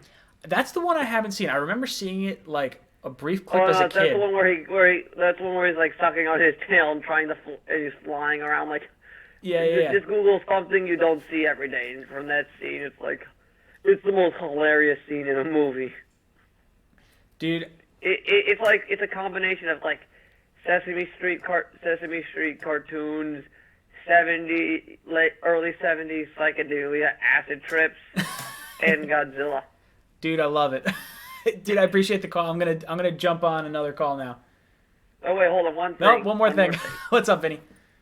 Well, you know how one thing is I'm really optimistic for the Jets in the future because think about this. In the last 4 years, we've seen 5 teams in 4 different sports end their fans' long misery. Can you name the 5 teams? It's the Cubs. It's Yep. the Cavs, Yep. It is Eagles, the Eagles. Would you say the Browns? Astros. Would you say the Browns for winning a game or no? No, championship. Championships. The Astros, and then the last team is the Capitals. I mean, Okay. you've seen like the 5 teams over the course of 4 years that everyone joked, mocked, said would never win anything. And they Dude. finally win something. It gives me hope as a Jets fan that maybe one day we'll finally be able to see them hoist that trophy. Dude, I hope so. I really agree. Dude, I am really excited to see the Jets hopefully lift a trophy. I wanted to get to hashtag sports comment before. Okay, so what was he saying? Polite's nasty, bringing the off-the-field stuff to New York. He is going to a guy responsible for Bountygate. He is going to a guy. What does that mean? I don't know what that means. Hashtag sports, I need you to help me out with this. What are you talking about as far as Polite and Bountygate? I don't know anything about this. But I like Polite. I think there's going to be some issues. Or are you talking about like Greg Williams? He's going to work for Greg Williams. Yeah. Oh, dude, he's going to take Brady's head off. I'm excited.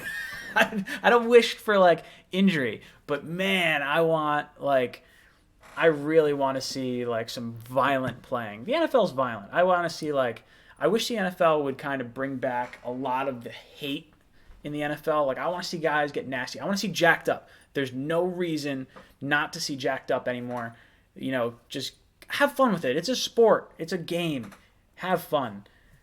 I don't understand why they're not letting us have fun with that. They just want to, have headaches or not headaches, concussion, safety, and say all these, correct things. They don't want to say the wrong thing and offend people.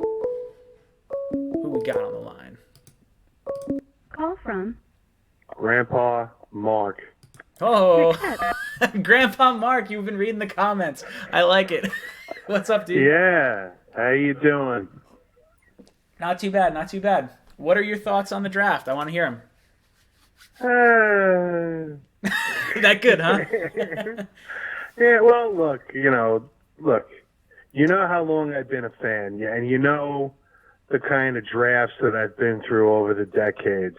So, but look, Quinnen Williams, he's probably a can't miss.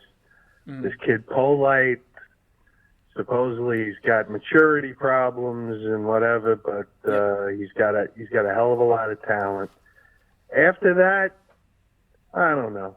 Yeah, that's kind of how I feel. But the one guy I absolutely don't understand though is that kid out of Rutgers. I mean, how do you draft a kid that is literally using a wheelchair? Yeah, no, I agree. I think it's a waste of a pick. It's tough to hit on a pick in the 6th round anyway, but man, I feel like you're just throwing away a pick taking him. I feel like he would have definitely been available ridiculous. as a free agent. Yeah, no, it's ridiculous. Now, also quickly, okay, I was watching SNY a couple of nights ago, and also I was watching the Jets pre-draft show on SNY. Sorry, I wasn't watching you and Gang Green. That's all right. I think I flipped on the live stream and I had 17 people at most, and I was like, everyone's watching the draft. Why am I trying to live stream this? This is ridiculous. I should just be filming. But wait a minute. That's not necessarily true. I did I did get the notification that you guys were in there, and I just clicked in for a couple of minutes. That one guy, I saw the two of you were sitting next to each other. Yeah. And there was a guy, what was his name? Kyle, sitting right behind you. He was an interesting character. No, I quickly typed in the chat. I said, but I guess you guys didn't see it because you were busy. Yeah. Or David didn't see it. He reminded me very much of Nick Mangold. Oh yeah, with the big beard and everything. he was an interesting character. I did. He was very similar to Mangold. I'm sure he would take it as a compliment. I don't know if he's in this chat or not. He told me his YouTube name, but I don't remember it. He had some interesting takes. I didn't agree with everything he said, but man, and then we do the reaction, and like I'm watching the background, and I see him just like stand there. I'm like, come on, dude, show some emotion. Everyone else is jumping up and down. Yeah. That's why. Also, he was very Nick Mangold-ish. Oh yeah, because that's the way Mangold is. He's very sullen, Yeah, very cool, calm, and collected. Right, but center. Mm-hmm. Okay, like I said, I was watching one of those Jet shows on SNY, mm-hmm. and it seems as though they're pretty confident with Harrison, which is fine by me. I think Harrison played very well those last handful of games that he played. But there is no number 2 right now. Is that correct? There's nobody else on the team that's a center. Yeah, we have a few guys that can switch positions. And I think that's about it. I don't think we have any depth at all. I don't think there's a second guy. Like if Harrison goes down, like what are we going to do? Right, but what I'm getting at is that I heard a couple of your callers or something saying, "Oh, they're probably going to wait till cutdowns during training camp." That's what I think. But you can't wait for cutdowns. You have to get somebody in here before training camp. What if Harrison goes down with an injury? Yeah, I agree. I think they'll bring someone in. I think they probably have some undrafted players that they're going to bring in to camp, and they'll like, hey, try this out. But I think since teams can hold so many players right now, there's a lot of good players that are not on the open market, and even if they have to wait, I mean, you hope that Harrison will at least start the season. And if you bring someone in during cut day, and Harrison, plays 7 games or 6 games or whatever it is, that's 6 weeks for that player to learn the offense. Now, he's not getting the starting snaps, but he'll have scout team snaps, so maybe he can call out some coverages or call out some, gap assignments or something like that. I don't know. Right. I think we need help at the center position. I don't believe in Harrison fully. I do think they believe in Harrison, like, to an extent. But man, right. I'm concerned about our O-line this year. Yeah, so am I still. Now, also on that Jets pre-draft program, mm-hmm. Right after they took Quinnen Williams, mm-hmm. Bart Scott said something that I completely agree with. I like Bart Scott a lot. If he could be our linebackers coach or something like that, I would take him in a heartbeat. I think he's a really smart dude. Oh, yeah, no, he's great, but he's making too much money being on the radio. Yeah, exactly. What did he say, though? But he said, he goes, now that we have Quinnen Williams, he said, what's the other guy? What's the other Williams? Leonard Williams. Yep. He said Leonard Williams is officially on notice. Yep, I agree. I think that's the same. I think this is very similar to the draft in 2015 when we had a lot of D tackles. We had Copels. Actually, I don't know if we had Copels at the time, but I know we definitely had Mo and we definitely had Sheldon, and then we take Leonard over Vic Beasley. This year we took Quinnen Williams over Josh Allen. So it's a similar, take the inside rusher over the pass rusher, and is it history repeating itself? Is it him just liking internal pass rush better? Is it him just not liking the edge rusher as much as he likes the internal guy? I don't know what to make of it. But I think it's right to be highly critical of the Wesco pick. Makes no sense to me. I did not understand that selection. I wish we would. Yeah, I wasn't through with that either. And this kid Cashman, mm-hmm. from what I understand, he was a walk-on at Minnesota. Yep.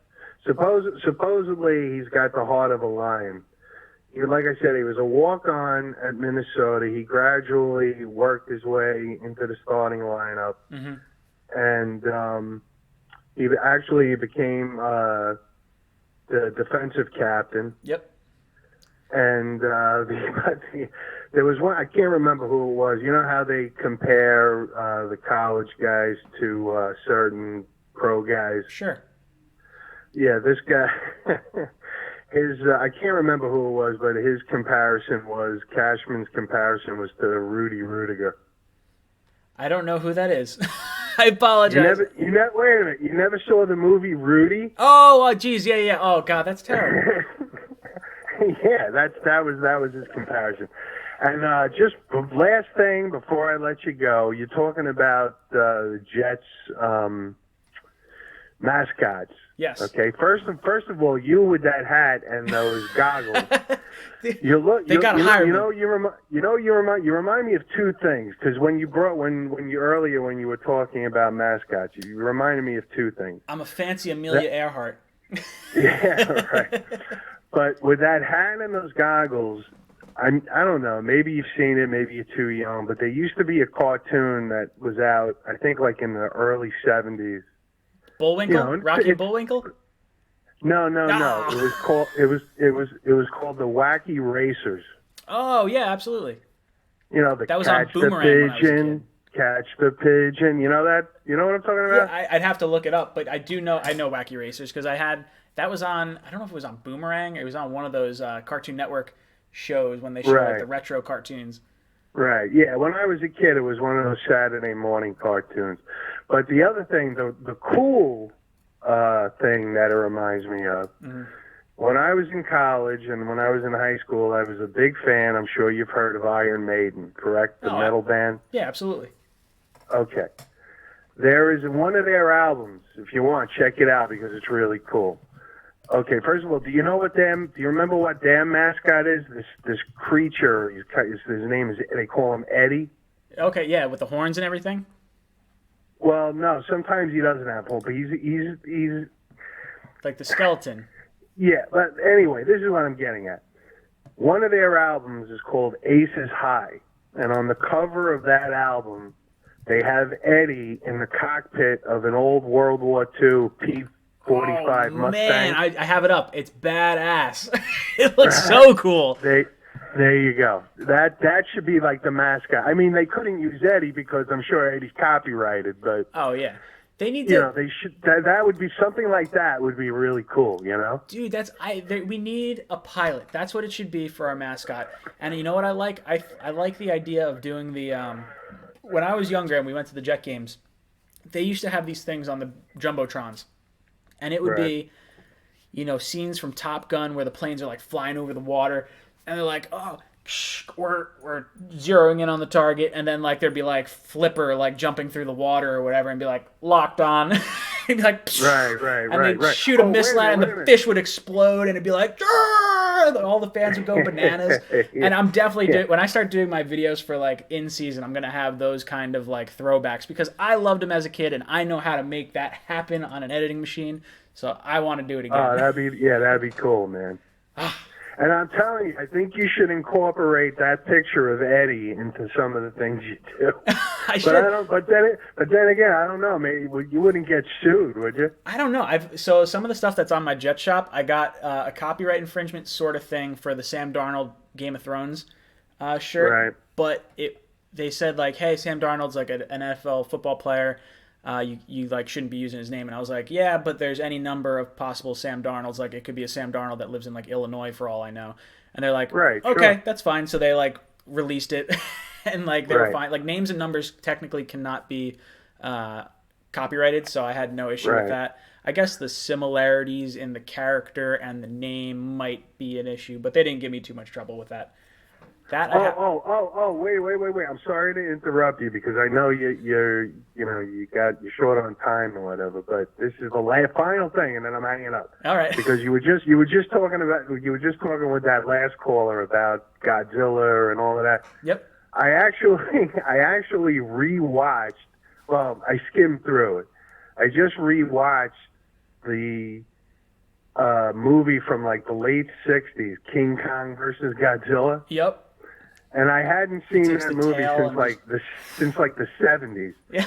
But what I'm getting at is the King Kong in that movie looks like he's retarded with Down syndrome. Oh yeah, he's goofy as hell. It's like that's why I love CGI now. The new CGI is just so much better. All those goofy things. My buddy is a super big comic book fan, so all the old comic book movies that were like real cheesy and bad, and all the old monster movies for me are all real bad. And now that they have the good CGI, they can make the awesome superhero movies. They can make the awesome monster movies that like we weren't able to really get. They were all too like campy and like sort of ridiculous. The special effects and the makeup and the costumes were the absolute worst. It was like a special ed effects. That's more what it was. Exactly. But all right, I'm gonna let you go because it's time to walk the dog. Go walk the dog. Take it easy, Jake. Right, Thanks brother. for calling in again. I will speak to you next week. Actually, next week I will have to take a week off. I'm getting my engagement photos done down the shore, so I'm going to be skipping a week. All right, well, congratulations. I will speak to you in 2 weeks. Thank you, dude. I will talk to you later. Take it easy. Alex Arroyo says, hat giveaway when you reach 10,000 subs. Absolutely. When I hit 10,000 subs, I will do that. But that could be in a little while because I don't see me getting 10,000 subs anytime soon. I wanted to have 5,000 subs by the time we got to the start of the season. I don't know if I'll get there. I think I'm at 3,600 right now. And that I would love to. Seeing Jet Central with over 10,000 subs gives me the hope that there's enough Jet fans that could like my content that want to like actually hit subscribe. We'll see. Call from Matt. What's up, dude? Welcome to the Cockpit. Hello? Oh, Hello? no. Oh, there he is. What's up, dude? Welcome to the Cockpit. What's up? What's on your mind?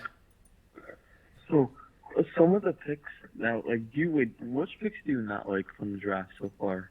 Honestly, I don't like the last three. I don't like Wesco.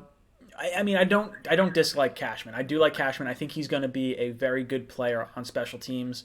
I think he'll fill in fine when we have injuries as far as a depth guy goes. I don't think he'll ever probably start in linebacker, but I think Austin was a wasted pick. I think he would have been there as an undrafted free agent. I think I don't know. I don't understand the reasoning behind that selection. Outside of that, I think I would give our draft maybe a C+ overall.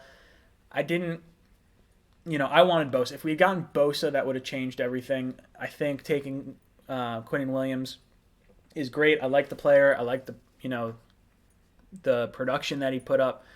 I think that Polite in the third round is a steal. I think he's probably the best value pick that we got.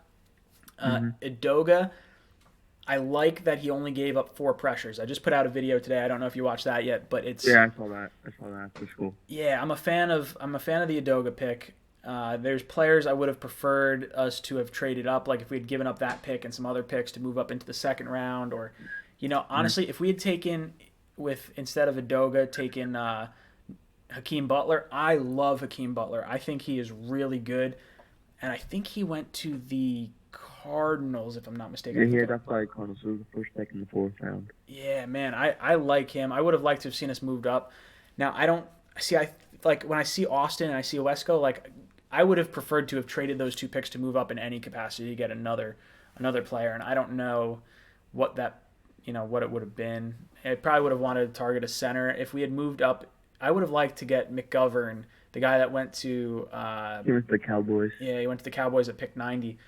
I think that would have been a huge pick because it would have given us the flexibility to take a center at another point or replace Winters because he plays guard or center. So that would have been probably my preference on things. But I think as far as the first 3 picks go, I'm okay with it. I'm good. None of them are overly exciting other than maybe Polite. I think I'm pretty high on Polite, and I don't want to be like too over the top on it, but I think he's going to be a good player. Yeah, same. I think for the 4th round, instead of taking a Wesco, I think we should take a Julian Love. Yeah, someone else said that too. I think taking a tight end in that slot was confusing for me. The only reason I sort of understand it, I guess, is because Herndon's going to be on a 2-game suspension or whatever suspension he's going to have at the beginning of the season. So maybe like I don't know. I didn't think tight end was a need this offseason, and I wouldn't have really pushed the envelope unless we were getting someone really good. And I feel like we didn't really need to address linebacker either. Cashman, I guess if you're taking him for special teams, I'm fine with it. I think he's a good character. I like Cashman more than I like Wesco or Austin for sure. Oh, you're saying I like Cashman a lot. But like if we got Julian Love in the 4th round, then we could have like if they really wanted a tight end, they could have got that UCLA like Caleb Wilson, or they could have gone Kelvin Harmon. I think that's what his name is. Yeah, you see, there was not a big separation in talent, at least for me, when I look at the tight ends after the first 2 guys, Fant and Hawkinson. I thought Hawkinson was going to go. I had him going. What was it? 7 to the Jaguars. I think he wound up going 8 to the Lions. Mm-hmm. And then I think Fant went before pick 20, if I'm not mistaken. He went pretty early too. Fant was the 20th pick. Yeah. Yeah, man, I don't know. Tight ends are an interesting species in the NFL today because they're so close to just being wide receivers, but their franchise tag is so much less than a wide receiver that it's kind of like, Jimmy Graham got screwed with that. He tried to get paid a franchise tag of a wide receiver because he's more of a weapon instead of the tight end tag when he was tagged by, I think it was the Saints that tagged him. But I don't know if he actually wound up playing on the tag or if he got traded while he was tagged to Seattle. I mean, one last thing. So, I'll laugh. So I saw the Odego video. Yeah. But whatever his last name is. But do you think we should have gotten Yadni Kajus from? I think he went to the Patriots, or like Bobby Evans from Oklahoma. You're talking the pass rushers? No, on the offensive lineman. How we got Edoga. Oh, Edoga. Yeah. Yeah, because I always like when I thought it's like the later round offensive lineman. Mm-hmm. I always thought of like Yadni Kajus from like West Virginia, or what's his name, Bobby Evans from Oklahoma. My hunch is that they're looking at Edoga and they're saying, hey, we have a little bit of inside knowledge with Darnold playing with UCL or USC, so he at least has some type of repertoire with him. We like that he had only 4 pressures. He was I think Pro Football Focus rated him the 9th tackle in the draft, which as far as like 3rd round goes, it's really not that bad, I guess. I think it was more of like, hey, Darnold feels comfortable with this guy. I think Darnold probably would have had to sign off on that pick, just because they know, or at least had to put some input in for it. And I mean, obviously, I like Darnold a lot, so I think if he likes that player, I'm okay with it. Yeah, I don't know. I didn't do enough research on the players that we did not pick outside of the few guys that I really liked. Like I thought Hakeem Butler could have been a 1st round talent, and he fell all the way to the 4th round. Man, I whiffed on that. That was like, I had almost, when I was looking at my mock draft, I think I had almost every player that went in the 1st round outside of like 3, and Hakeem Butler was one of those players. I think I had A.J. Brown was one of them too. The receivers were funky this year. They went really late for the players. And there were players that went earlier than like I thought should have went. I think there was the guy from, it wasn't Ohio State. Maybe it was Oklahoma. I don't even know. One of the guys that went like pretty early in the 2nd round, I was like, man, I would have taken A.J. Brown ahead of him, or I would have taken not N'Keal Harry, Hakeem Butler, players like that.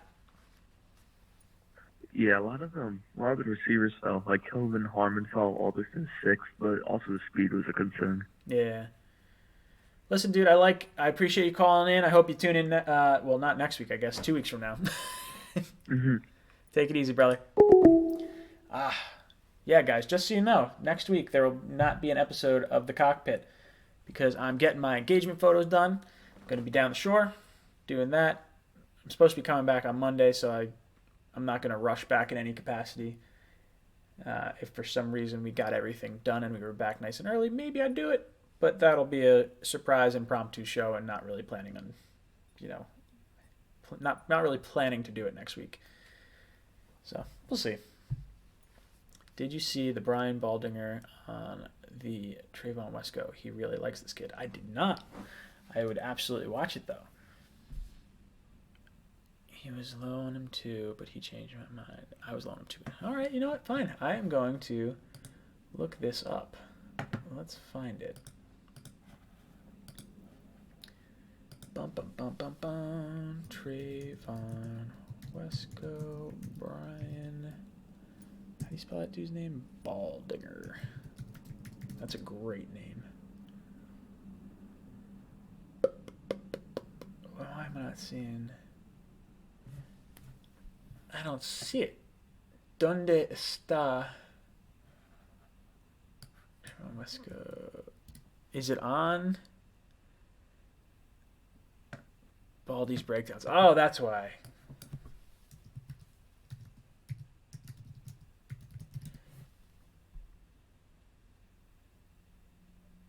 Baldy's breakdowns. Where can I watch that one? No, why am I saying Trayvon? I think I said Trayvon in my fucking video too. Wesco. Man, is it on Twitter? I'm not seeing it on. Not seeing it on the YouTube. Can I text your phone and send you a video of me at the party? Nothing else though. Joseph, you could text me on that number because it's a Google Voice number and it comes through as an email. And I could just ignore you if I didn't want to watch any of your other stuff. Yeah, no, you could shoot that number a text. It's fine. It's on Twitter. Okay, I'll have to watch it on Twitter. I'm not on Twitter right this second, man. I don't want to have the volume start going off like crazy. Yeah, man. Tavon Wesco. I would love to have my mind changed on him. I have a video queued up with Wesco, Cashman, and Austin. And I'm going to be rooting for Austin because I want to see him get healthy. And, you know, I'm sure he was good when he was healthy, but I think it was a waste of a pick. Cashman, I think, is going to be a solid contributor on special teams. Wesco, man, I don't dislike him. I liked his interview. I watched an interview with him at the Senior Bowl with one of the guys from, oh, God, where was it? It was... Draft Scouts or something like that, I think was the name of it. There might have been like 1,000 views on the video. Whenever we draft someone or whenever we get a player, I try to look up a highlight tape. I try to look up an interview, and then I go through their like Pro Football Focus stuff. I go through their, all these different types of outlets when I try doing all this research. I want to try and get the most informed opinion on these topics as I can for you guys. I try to be pretty tame as far as my opinions go. I have certain strong opinions on things. Like I really don't think Josh Rosen I don't think he's going to do well in Miami. I really don't. I liked him coming out of college, but I think that's just because college offenses are wide open and you can throw to everyone. And I love that game when he had that comeback at the beginning of the season. That was really cool. I was all for it. Ooh, my belly. This beer is getting to me. American Beauty. It's all right. It's kind of like what kind of beer is this? It's a cold one. That's what it is. It's a cold beer. Couldn't tell you what it actually is. I think the Jets need another defensive line player. Let's go Jets. Dude, that's the one thing that killed me about the Williams pick. Is like I just wanted an edge rusher, and if we had taken the edge rusher at 3, then maybe we had taken an offensive lineman or a center at 68, and that would have made me feel a little bit better. But I think Williams is way better than Josh Allen. So there's kind of where I hang my hat on. Oh man, my hair is. Question for all you guys in the chat, and I don't know how many people are actually going to be active in this chat. We'll see. Do you guys like me wearing the Cockpit hat during my normal videos? Because I originally was just going to keep it a special thing for my live stream. And then I was having a bad hair day and didn't feel like gelling the hair up a little bit. And I decided to wear the hat. And then a bunch of people were like, oh my God, look at the hat. It's so funny. And I was like, oh, you know what? More people definitely watch my other videos than watch, the live stream. And I'm guilty of that too. Like when other people do live streams, unless I'm like, overly, invested in a live stream. Like I like watching the hashtag sports guys when they're on. I don't know why, like for whatever reason, when I started my channel, they started theirs roughly around the same time. So it kind of like, we sort of like grew up together. Oh, everyone's saying yes, it's my identity. All right, I guess the hat's staying. All 2 people that commented on that. I like the hat. I wore the hat to the draft party, and I had, it was cool. I had like, I think I had 2 people, 3. I had 2 little kids come up to me and say like, "Oh, I watch your live stream," and I'm like, "Oh my god, yes!" Whoosh. I was like, "Are you Thomas?" And I assumed he probably wasn't Thomas, but really cool. And then I had some other guys that have seen my stuff on Facebook because I'll post it in the, the different Facebook forums, and they came up, and that was kind of cool. You should do a video on some of the undrafted guys. That's gotta be my next thing. I don't really know. The tough thing about doing videos about that late of picks is there's not much content on them. There's not a whole lot of highlight footage on these guys. They're usually hurt or from an obscure school, and then maybe I'll do a video of like, hey, this is before training camp, some of the guys that I'm looking at or looking for. I don't know. It's weird for me. So I'll give you a hint. My next video, I put out the Williams, the Polite, and the Udoga video. My next video for our draft actually includes Wesco, Cashman, and Austin. I combined all 3 into one video because I just didn't have enough information to really have an informed decision about all 3 of them. And also, the chances of these guys really contributing, I think I devote more time towards the players that I have a little more confidence in.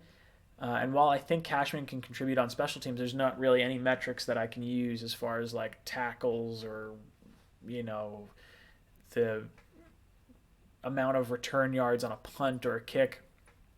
I don't know. It's those sorts of things. It's tough to make an entire video of, and I feel like I would be doing a disservice if I just make a video that's like 2 minutes long that has not a whole lot of content and me just going like, oh yeah, I think he's a good guy, and it's one of those things that I would like to deliver quality content. I want to deliver it for the people.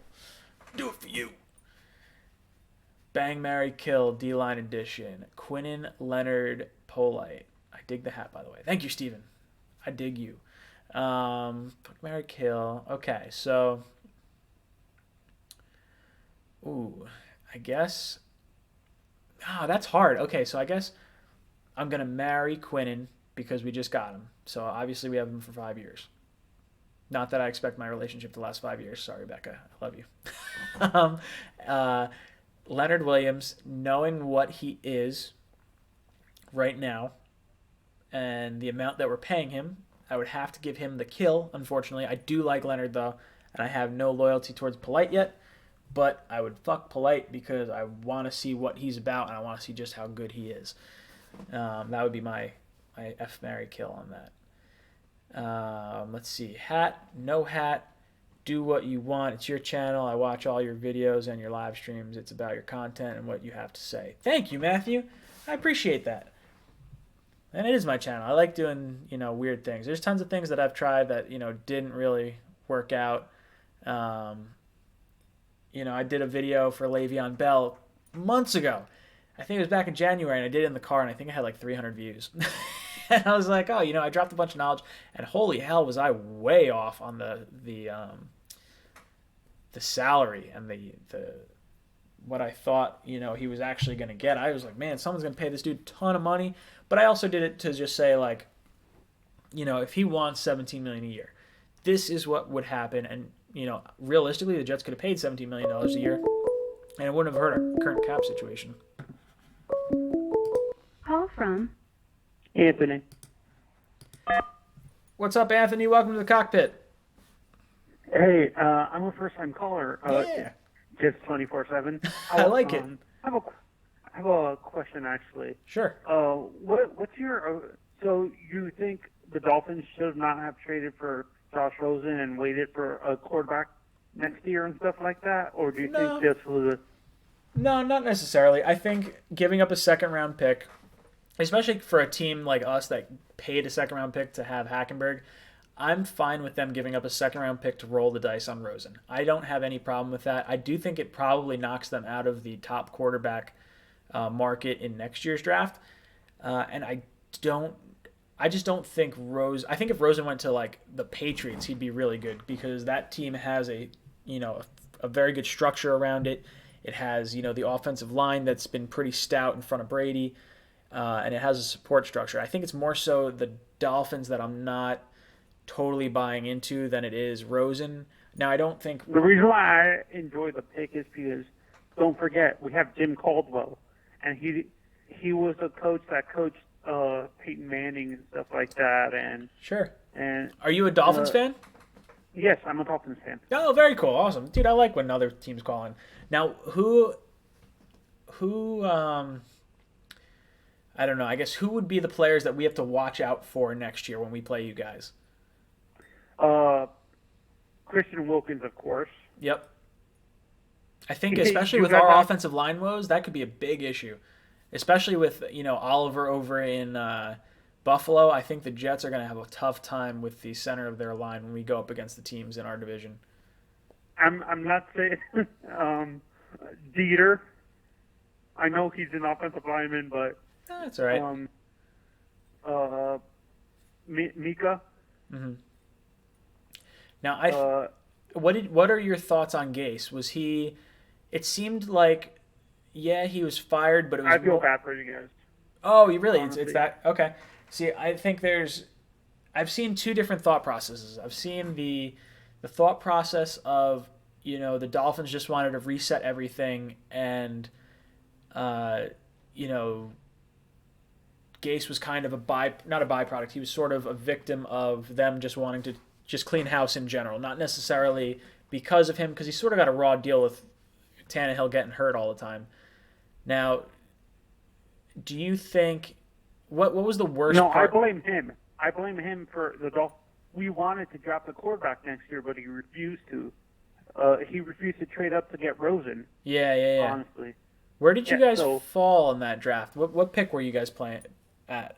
11. We were one pick behind Arizona. Oh, that's right. Yeah. I thought he was going to get Rosen at 11. That when he started falling, I was like, oh, they're going to take Rosen. Yeah, that's what I'm saying. But we got screwed when Arizona traded up to get him. Yeah, I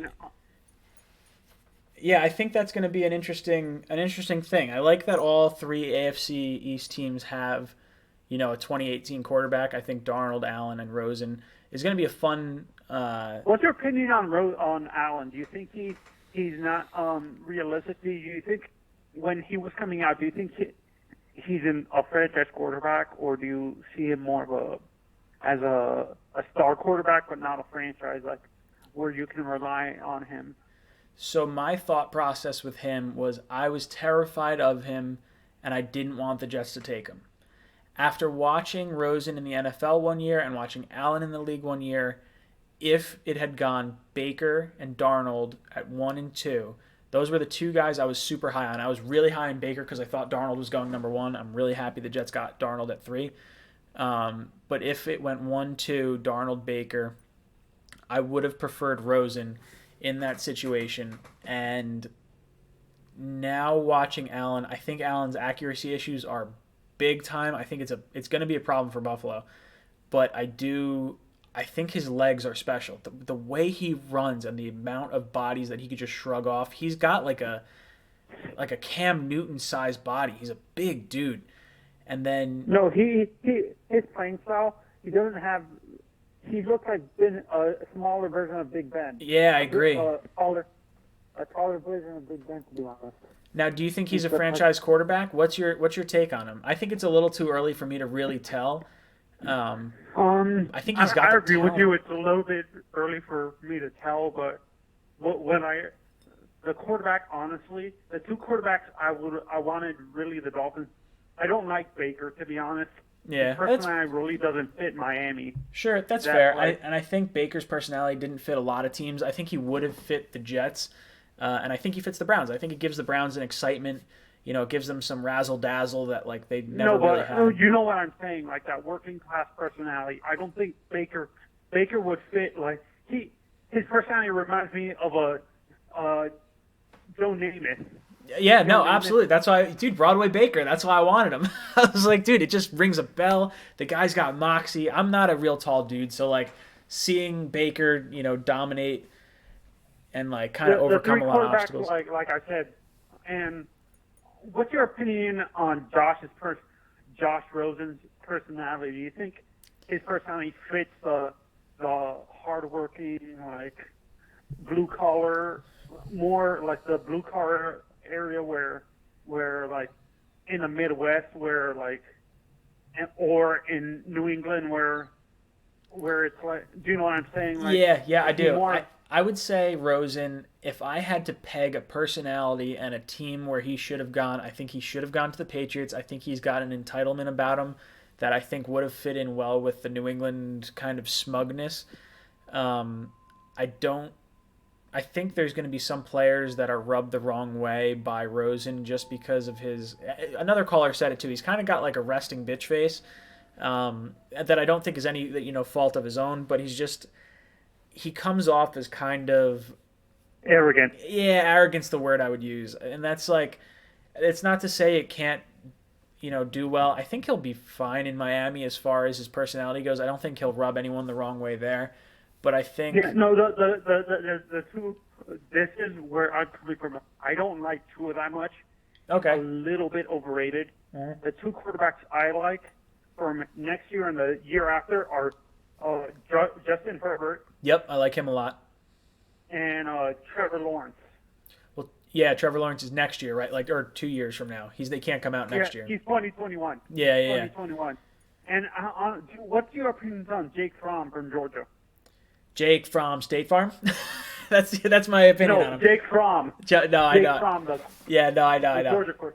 He, I don't know. I haven't watched enough of him to really get a good idea because there was I really liked Stidham last year, and I thought he was going to be a top pick in this year's draft, and he fell all the way to the Patriots. I think the Patriots got him, and I'm concerned because I liked him, so. I'm like, okay, I'm going to be a little more reserved. Did they just get a steal at whatever pick they took him at? I mean, I think... with the Patriots, they're not going to keep a backup quarterback because they're too, honestly, they're Tom Brady's bitches, to be honest. They are, but Tom Brady's going to have to retire at some point. It's going to happen. I think he's got 2 years in him. I think he's got this year and next year, and I think we'll see, he'll play well this year, and I think we'll start to see some of the wheels fall off next year. Because I don't think... we say that. We say it every year. He's got, as long as, a wheelchair can, be on the field, he'll still be screwing us over. I like I don't know. There's issues with the Patriots, and I should make a video of me just fucking ranting about the Patriots, because there's weird things that they have, and not even just them, but Robert Kraft. So get this. Robert Kraft and Jerry Jones own a portion of DraftKings. And Robert Kraft and Jerry Jones are two of the owners that employ the referees that determine how long a game is actually going to go and how many plays there are going to be based on penalties. Isn't that a conflict of interest? I guess it's not, but no one's talking about it. I don't understand it. There's these issues with the league. And then Tom Brady circumventing the salary cap. This dude is getting paid. His physical therapy company, he's the owner and CEO of TB12, and they are employed by the Patriots. Because of that, they are paying the TB12 clinic to be their physical clinic or whatever, and that money that he's being paid as CEO is not getting counted against the salary cap. So you're telling me the Patriots are paying him, so Sam Darnold, when he's up for a contract and he's about to get $200 million, I hope they have Darnold start a $100 million hot dog stand in MetLife, because there's no reason that money should not be counted against the cap. Tom Brady should not be making $15 million. What confuses me, it feels like the Patriots are basically paying Tom Brady. They're still paying him on his rookie contract. That's what it is. I mean, people don't bring it up. The fact that there's people the pocket passer's gonna stay because Tom Brady's incredible or whatever. Tom Brady's been in 9 Super Bowls now. It totally skews any of the stats. And when you look at Tom Brady taking $15 million, if Aaron Rodgers took $15 million, that team would be phenomenal. It's only it's probably 2 starters, or you're taking 3 or 4 like pretty good players. Like that's just it. There's when a quarterback takes as little money as Brady's doing, they should. I don't think quarterbacks should count against the salary cap. I think they should have their own thing, and then you lower the salary cap by however much you want to lower it by. But at least everyone's on the same playing field from a quarterback, perspective. And this is what I like about the salary cap for baseball. Mm-hmm. You see how they can pay? They have cap penalties if you go above or below, way below the what is it called? No, hockey does this. If you go below, if you go too high, you get paid cap penalties. But if you go way below, you get maybe $10,000 or $13,000 cap penalty. Go too far below the cap in hockey. That's what the NFL should do. Do you think that would work in the NFL? The NFL's got a weird rule, and it's because of the last CBA. It's a 4-year average for the salary cap, and I think I don't remember if I made a video about it or not. But when you look at the salary cap, it's looked at in 4-year increments, and there is what's known as a cap floor, and people assume it's like, oh, you have to spend this much money in a certain year, but it's actually this much money over the course of a 4-year period. So the Jets or any team has to spend 85% of the total cap. So let's just, as a round figure, say it's $100 million a year for the salary cap. So over that 4-year period, it's a $400 million total pot that you have to spend. You have to spend 85% of that during that time. And if you don't spend all the money, there's money that gets since you have to spend that much, the amount to get you up to that threshold, if you're below it, just gets donated to the NFL Players Association. So next year, I believe, because the Jets still have like $16 or $20 million in cap space right now, or maybe they might have $26 million in cap space, because of how much cap space they have, next year, I think they need to spend they almost need to spend every penny of it in order to not pay, just free money to the NFL Players Association. And what's by any chance, is the free agency class next year going to be really good? Is it going to have really top end talent, or? I'll be honest, not really. I tend to not look that far ahead. I don't even know who's going to be up for contract. Now that I'm thinking about it, it would be like Amari Cooper, it would be Leonard Williams, it would be that whole draft class. So like Jameis Winston, Mariota, those are the guys that are going to be re-upped. Vic Beasley. I don't know how many of those guys actually hit free agency. And it's tough to tell at this point because you got a whole year to kind of go through. Cooper, honestly, the Cowboys are not going to be able to re-sign Cooper. Realistically, I don't think the Cowboys can re-sign him and stuff like that because I think they still owe money to what's his name, Tony Romo, and stuff like that. Do they still owe him money? I don't think they'll owe him money into next year. I would be pretty surprised if they owed him that much because you're going on 3 years now or 4 years at this point. I think if you look at he retired. Yeah, no, well, I mean, for his salary. He signed 5 or before he retired. I think the contract he signed was in 2014, 2015. I can't remember. Yeah. And the contract was a 6-year extension. On top of the contract, the rookie contract he was still playing on. Well, see the issue stuff like that. So. He had 2 years left on his rookie contract. Well, I don't think you mean rookie contract because Romo was definitely out of his rookie contract at that point. But if you're looking at his deal and he signed a 6-year deal, say it would have taken him through 2021 or whatever. When you retire as a player, your salary cap and your signing bonus and everything accelerates to that first year. So they wouldn't really owe him any money. Now, that's the reason why Curtis Martin was asked not to retire in 2005 when his last snap was, and instead he retired in 2007 because the Jets wanted to let his salary cap hit the 2005, 2006, and 2007 as opposed to it all accelerating to 1 year. So I'm pretty sure Romo's cap hits. I don't think they have anything left on there.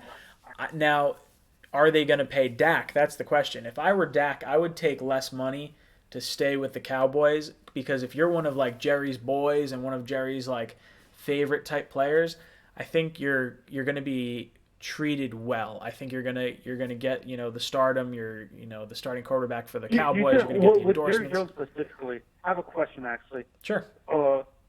Is Jerry Jones ever gonna like not sell it to? Do you think his son's ever gonna take over? Do you think Jerry Jones is ever gonna relinquish power to his kid, Steven, or no? No. I don't think so. I think it'll take his death probably is what's going to wind up happening. He'll have to die the same way. No, because the reason why I asked, I look at the Steelers. Yeah. The Rooney family runs that whole team, but they basically I think the grandfather handed it to his son. It's like that. They don't like it's the same family, but for each generation, it only the contract I read somewhere their contracts only lasted 3 to 4 years. I like it. That's pretty cool. I didn't know that, because usually when you see teams like you had who's the guy over in Oakland, the crazy guy, Al Davis. Al Davis. Like he didn't relinquish control until like late. I don't know if he was still making the picks like when he was like on his deathbed. I think Hayward Bay might have been like the last pick that he made, and that was a terrible pick. No, his son took over the draft after he was in the hospital or something like that. Mark. Yeah, and I think you see that with a lot of teams. The family member. I mean, even Chris Johnson stepping in for Woody while Woody's away. I think you'll see. I don't know. Are the Chargers a family-owned organization, like a family-run organization? What was that? The San Diego Chargers. The Chargers? Yeah, are they owned by one family, or is it? I would think so. I would think most teams are probably owned by one family. It's usually, I mean, outside of Green Bay's owned by the city of Green Bay, and I don't even know how they hire. I don't know how that team even lasted. Honestly, I don't know. Realistically, I don't know how that team lasted. Yeah. In the NFL, being a fun city-run team. Yeah, I don't. That's what well, you think about it, they're making a ton of money, and probably realistically, every team should probably be,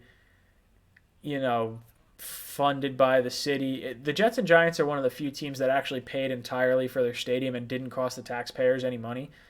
So it's. I think the Dolphins were like that too. No, the Dolphins were privately funded. Their stadium was owned by their first, built by their first owner, Joe Robbie. I like Miami Stadium. I'm a fan of it. I'm probably going to go down to the Jets Miami game November 3rd because November 4th is my birthday. My family lives in Florida. This past year I went to it, and actually Jet Central was there too, so I should probably try to link up with him, see if he actually wants to do any kind of video together, but I know he usually goes to that game because he's in that same area. Yeah, honestly, and we're back to the draft specifically. Mm-hmm. Did you like the Van Ginkel pick, linebacker, or do you think he's more of a special teams player? I think he's more of a special teams player. No, I like the player. He's a good character. He's got he's a captain on his team. It's all these different things. When I look at him, he kind of reminds me of I can't remember the guy who used to play for the Patriots. Oh, Van Noy. Yeah. He kind of reminds me of Kyle Van Noy or the Paul Posluszny, the guy who used to play for the Bills. Do you know who I'm talking about? Oh yeah, I know Posluszny. I think he plays for he played for the Jets as well for like a year or two, I think. Did he really? I know he played for the Jaguars. Yeah, no, he played for 1 year. It was a free agent thing. I think he only signed. He was traded to the Jets. Then the Jets traded. He didn't last even throughout practice. The Jets never kept him. I was gonna say I don't remember him even playing it down for us. Yeah, no, that's what I'm saying. They traded him during what is it called? During training camp to the Jaguars for a third or fourth round pick or something. I can't remember what the pick was. Which was smart on the Jets part because Posluszny only lasted 7 years in the league. Yeah, well, 7 years is still twice as long as the NFL average. The NFL average is 3 years. For linebackers? No, for a player in general. The average NFL career is 3 years. And I think at 4 years you actually get a pension from the NFL. So you have to be in. No, because. But he was a first round pick, so though. it's That's the rare difference. So it's rare that you see quarterback like careers that last, like, for example, Brett Favre is almost 20 years. Yep. 20 years before he retired. So it's rare you see those.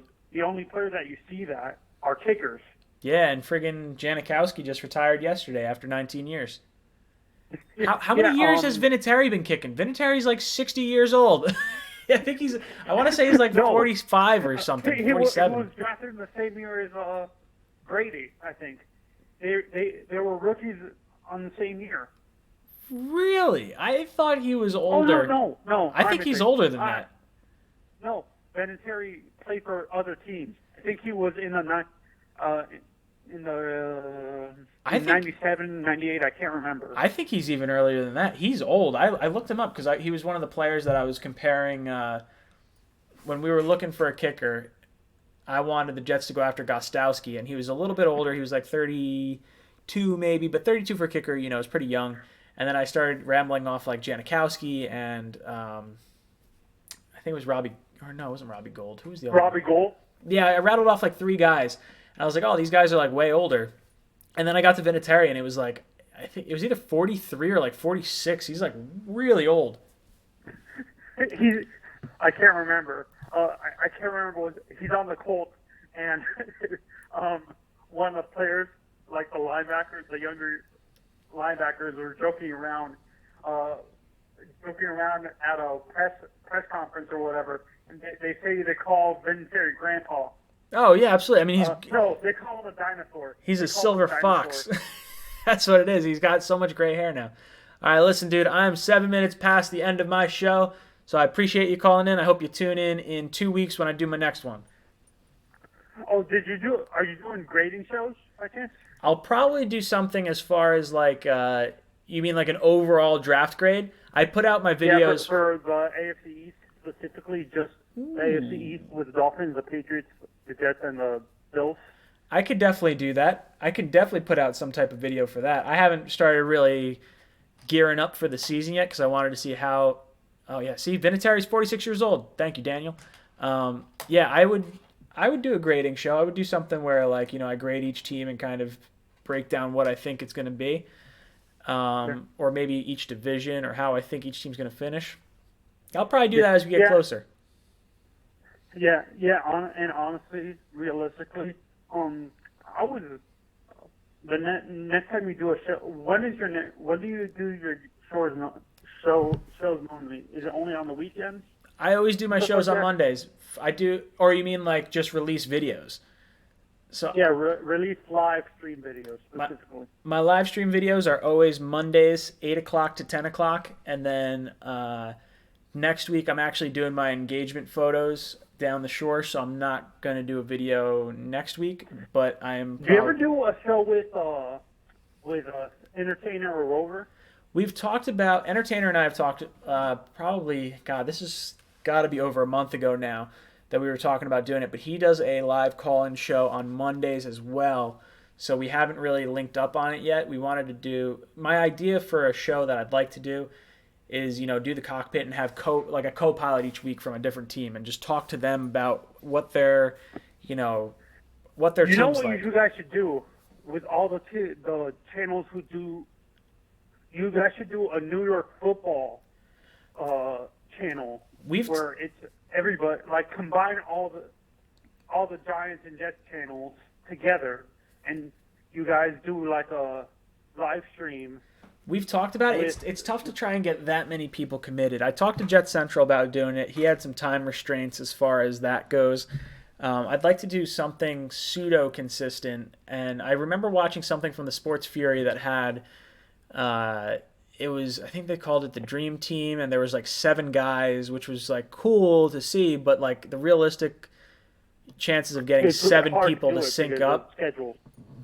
The realistic chance of getting 7 people to consistently be on a live stream together on a channel that is not their own is pretty slim. Now, I would be cool with doing it with Jet Central. I obviously, I would love to not steal away, that's what I'm saying. but Join it with- get some of his subs. He's got 10,000 subs, that dude. I'm working on my way that's up. what I'm saying. Not 7 people, but maybe 4 people. Sure. You guys, Jet Central, Sports Entertainer, which is Chris, and Rover.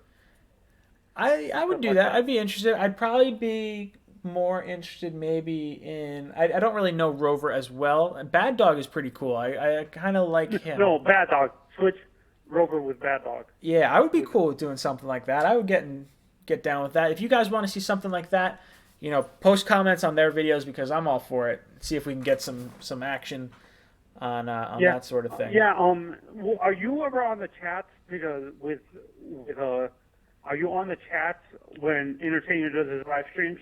No, I never see your name on there. He does live streams when I'm doing live streams. I'm pretty sure his call-in show's on Monday. Now, he does other ones too, but like I work so much during the season and by the season I work in golf, so like from April 1st to like November 30th or whatever, I just kind of have a crazy schedule, but Mondays are kind of like my niche day that I've locked into. Have you ever been to the Masters, by the way? To the Masters, I have not. No, I don't know if I'll ever get that opportunity. I would love to get it. If I had that opportunity, I would definitely go. I have a friend that goes. Were you excited that Tiger won the Masters, or did you want someone else to win it? I don't really have much of a vested interest as far as like particular players in golf. I like when Tiger does well because that means golf does well. Everyone's more excited about golf when Tiger's winning. I think it's just more exciting to watch when Tiger's doing well. I like Spieth, I like Fowler, Dustin Johnson. Are you a big Rory fan? I like Rory. Yeah, I like all those guys. They're not like I'm not totally against like anyone in particular, but I like when Tiger does well because growing up, I'm 29 years old, so going through We're the same age. Yeah, dude, going through like when we were growing up, Tiger was just the bee's knees. Everything was about. I remember it was like from what was it, 99 to like 2005 or whatever. He was just on some ridiculous tear. Just no one could beat him. It was before what's it called? Before the football players took over the Nike. Yeah. Tiger was a big, besides Jordan, Tiger was a big guy who Nike sponsored. Oh yeah. That's what people don't realize. Before football and baseball, yeah, Tiger dominated Nike. Well, I think was Tiger. I could be wrong on this. I think Tiger might have been the first $1 billion athlete. I think. Yeah. I think. Then it was Mayweather, of course. Yeah, I think Tiger did it first because I think Jordan would have had it, but he took those 2 years off, and I think that kind of threw something for a loop. Yeah, the two guys who took over those are two soccer players, of course, in Ronaldo and Messi. Yeah. See, I love Messi. I wanted Messi to win. You're not a Ronaldo fan? No, I like Ronaldo, but so I worked with a lot of people from Argentina at one of my other jobs, and I just got into a habit of like, oh, you know what, I'll watch Argentina. I bet on them the year they lost to Germany in the World Cup. I had a thing for like 3 years where I wound up, 3 separate World Cups where I picked the matchup, and I had either the winner or the runner-up in the World Cup each year, and I just wanted Messi to get one of those championships, and I love like the light blue and white jerseys. I think they're sharp. He's a little bit of, I don't know, the personality rubs me the wrong way, I guess, with Messi, where I like Ronaldo better, but honestly, with me, I don't like Ronaldo. He's too arrogant for me. Yeah, I mean, when you're looking that good and you make that much money, you can be arrogant. It sucks, but we're in the minority, my friend. No, the reason why I say I don't like his Messi's more like, he's a more toned down version of Ronaldo when it comes to personality. He doesn't talk a ton of trash. Oh, yeah. But he also has didn't he threaten to retire a few times, then did retire, then unretired, and then they got smoked in the last World Cup. He threatened to retire international competition, not club, because Barca pays him a whole bunch of money. There's no way he's going to retire. Oh yeah, no, it's pretty smart not to do that. All right, dude. Now I'm 14 minutes past the end of my live stream. I'm kicking you off. Thank you for calling in. I appreciate all the calls. I'll be doing this again in I guess 2 weeks now. So I'm not going to be back next week, guys. I'll be doing my engagement photos. So this is Jets Talk, signing off one more time. Guys, I'll see you in 2 weeks. Enjoy the content. I'm going to be dropping a video probably in about 2 days or so. I have my final grades for the 4th, 5th, 6th round picks that we got. Keep an eye out for it. Watch the Adoga video and the Polite video if you haven't seen them already. Guys, this is Jets Talk, signing off one more time. J-E-T-A!